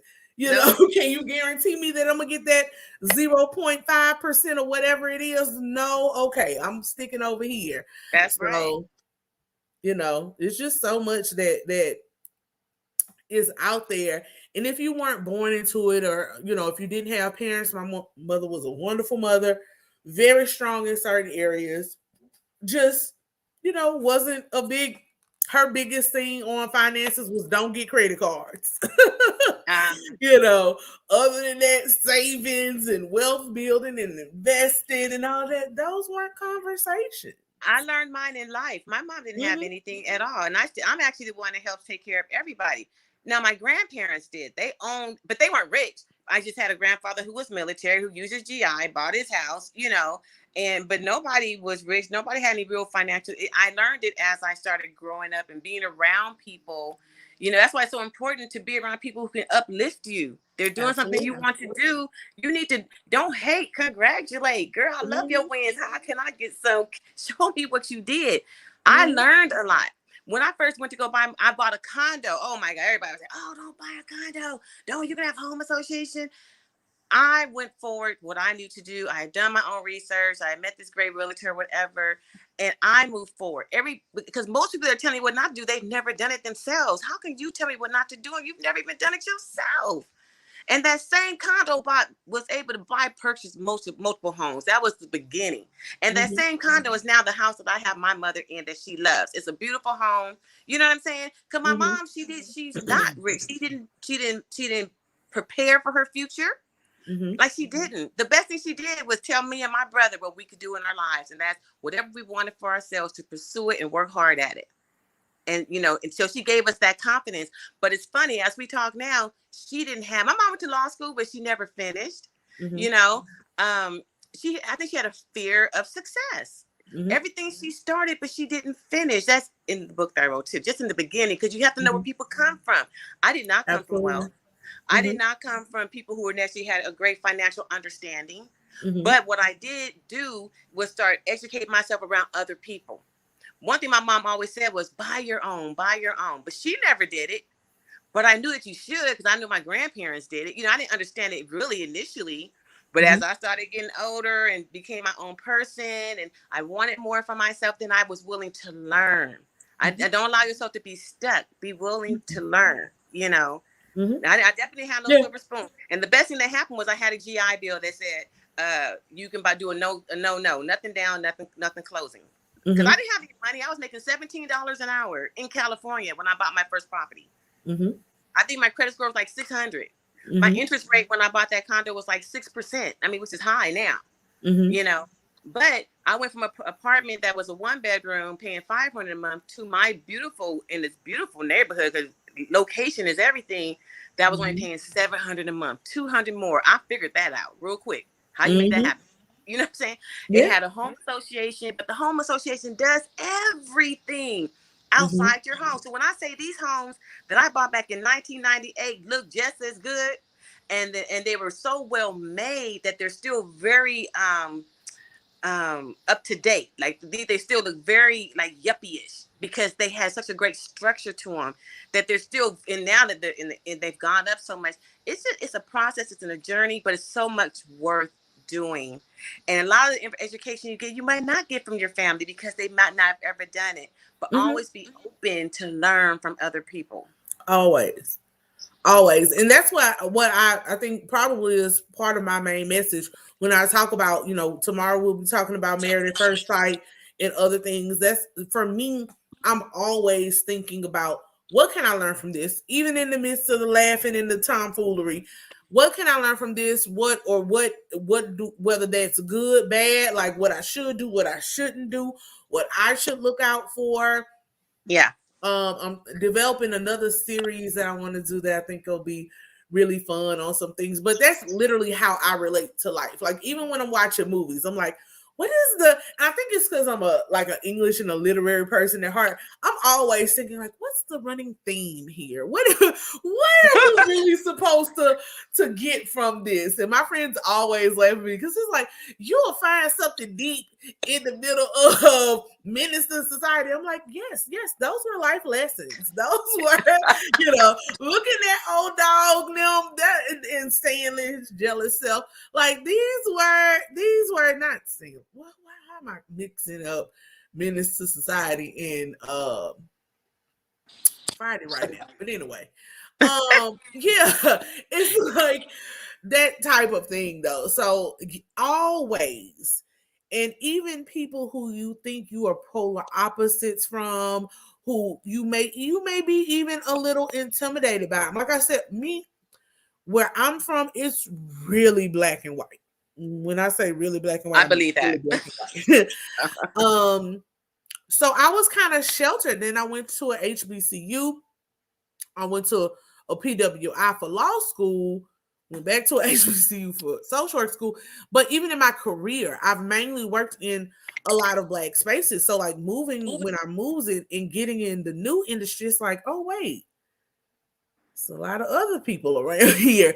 And so I sit in rooms and I soak up knowledge and I soak up conversation. Even when I was at Home Depot. And that's why I laugh now, because I'm like, I look back at my life, and as cliche as it may sound, there are literal pieces of this puzzle that I can see where God created something that I never would have thought imaginable, because I actually hated property law in school. So I find it very funny that is what I do. But I realize that it's creating a lane and a path where I can be one of few black women with this type of niche knowledge and skill set, which will serve me later on in life. Like I said, I can flip this into a consultant business easy. I can flip business into a property management business easy. Yep. Because I literally have, and who would have thought, sitting at Home Depot at part-time in law school and in grad school, I could do this. And when I go in spaces and the construction is going on and men are like, how do you even know what that is? I'm like, what are you talking about? Like, I was a flooring specialist. I was a hardware specialist for years. So if for nothing else, I can oversee and know that you're doing what I told you to do and you're doing it correctly. Absolutely. Because when you put that much just responsibility and care into other people, like, people can mess over you, especially where I live, because there are so many natural disasters. You get so many fly-by-night contractors that will take people's money and run or do shoddy work. And then it's hard for even the contractors board in the state to catch up with them, because it's so many people, and there's so many people that have damage that need help. They're just desperate to get anybody to help. So they're giving people deposits and people not showing up. And look, I ain't got time to chase nobody, honey. And I'm not going to play with you about my money. I'm going to sue you and your mama too if I can find her. Like, don't play. I get it. Yeah. It's like you said, always be open and willing to learn, even if you think it's something that you wouldn't learn from. Yeah. Just be open. And if it's you just take what you can use. You throw the rest back. You take what applies, throw the rest back. Throw it out. That's it. Yep. That's it. So you're gonna be doing Married at First Sight tomorrow? I am. I'm doing Married at First Sight. Married at First Sight is always on Saturdays, probably at 3:30. I think I want to do another Red Flag series, Red Flags, the church edition on Sunday. I gotta pick a time. Monday is the grab bag. Um, so that's the tentative schedule so far. And it's so funny. Crystal said we went from talking about, which is true. We did. We went all over the place, honey. But it was great conversation and natural conversation. That's what I like. Yeah. So we kind of naturally flowed. We went from dating. That's what we started talking about, y'all. Red flags in dating and relationships, to talking about friendships, to then home ownership and everything else, to motivation. Great live. Thank you, Crystal. And thank you, Candace. It's always a good time. Y'all, we didn't miss Ready to Love, but it's gonna come back on. I'll be talking about Ready to Love on Monday, but the new season definitely started in DC, so we can talk about those crazy red flags that we saw. But Candace, thank you so much for joining me tonight. I love your insight. You have a wealth of information, and I'm glad and honored that you choose to come and share it with the people at Scared of Beautiful and with me, because I really love engaging with you. And thank you for giving us your wisdom and your knowledge in everything, your red flags, your housing knowledge, all those things. Thank you for having all of it is new. Yeah, all of it is needed. We need more people in our communities, like you said, with the heart to serve and with the heart to really give people knowledge of things open, even if you just plant the seed, right? You know, hopefully someone here that's out here listening, or someone who watches the replay, heard something that will spark their intuitive nature, at least, or their something in them that will get their motor going for whatever their dreams or goals are, whether that's home ownership, whether that's marriage, whether that's what we were talking about earlier with the Black community, and some things that we may want to change when we're raising our children. That's what it's all about. Purpose, passion, growth, and walking in your power. Walking your power, purpose. Yeah. Own your power. Yes. Thank you so much. Now I get to actually watch Ready to Love because I have a half an hour out here. That's true. But girl, OWN and all these places replay everything, so yeah, it's good. I'm gonna catch the replay. But I will definitely see you tomorrow if you drop in for Married at First Sight. This episode was, this week was, and the preview for next week is, I so want to jump in because I watched it and I really paid attention to it this time. So, we talked about it last time. And so then I had some different insight on it because I wasn't paying as much attention. So purposely I did. But unfortunately, 3:00 your time is 12 my time, I think. So I might be able to drop in. Otherwise, I have an engagement at 2. Okay. So I'll miss it. I understand. But I still might put a comment if you miss it, watch it. Give me some comments in the replay. Like I said, this week was a lot, but I see next week it's going to be even more, child. I'm not ready, girl. I'm not ready. All right. See you later. See you later. All right.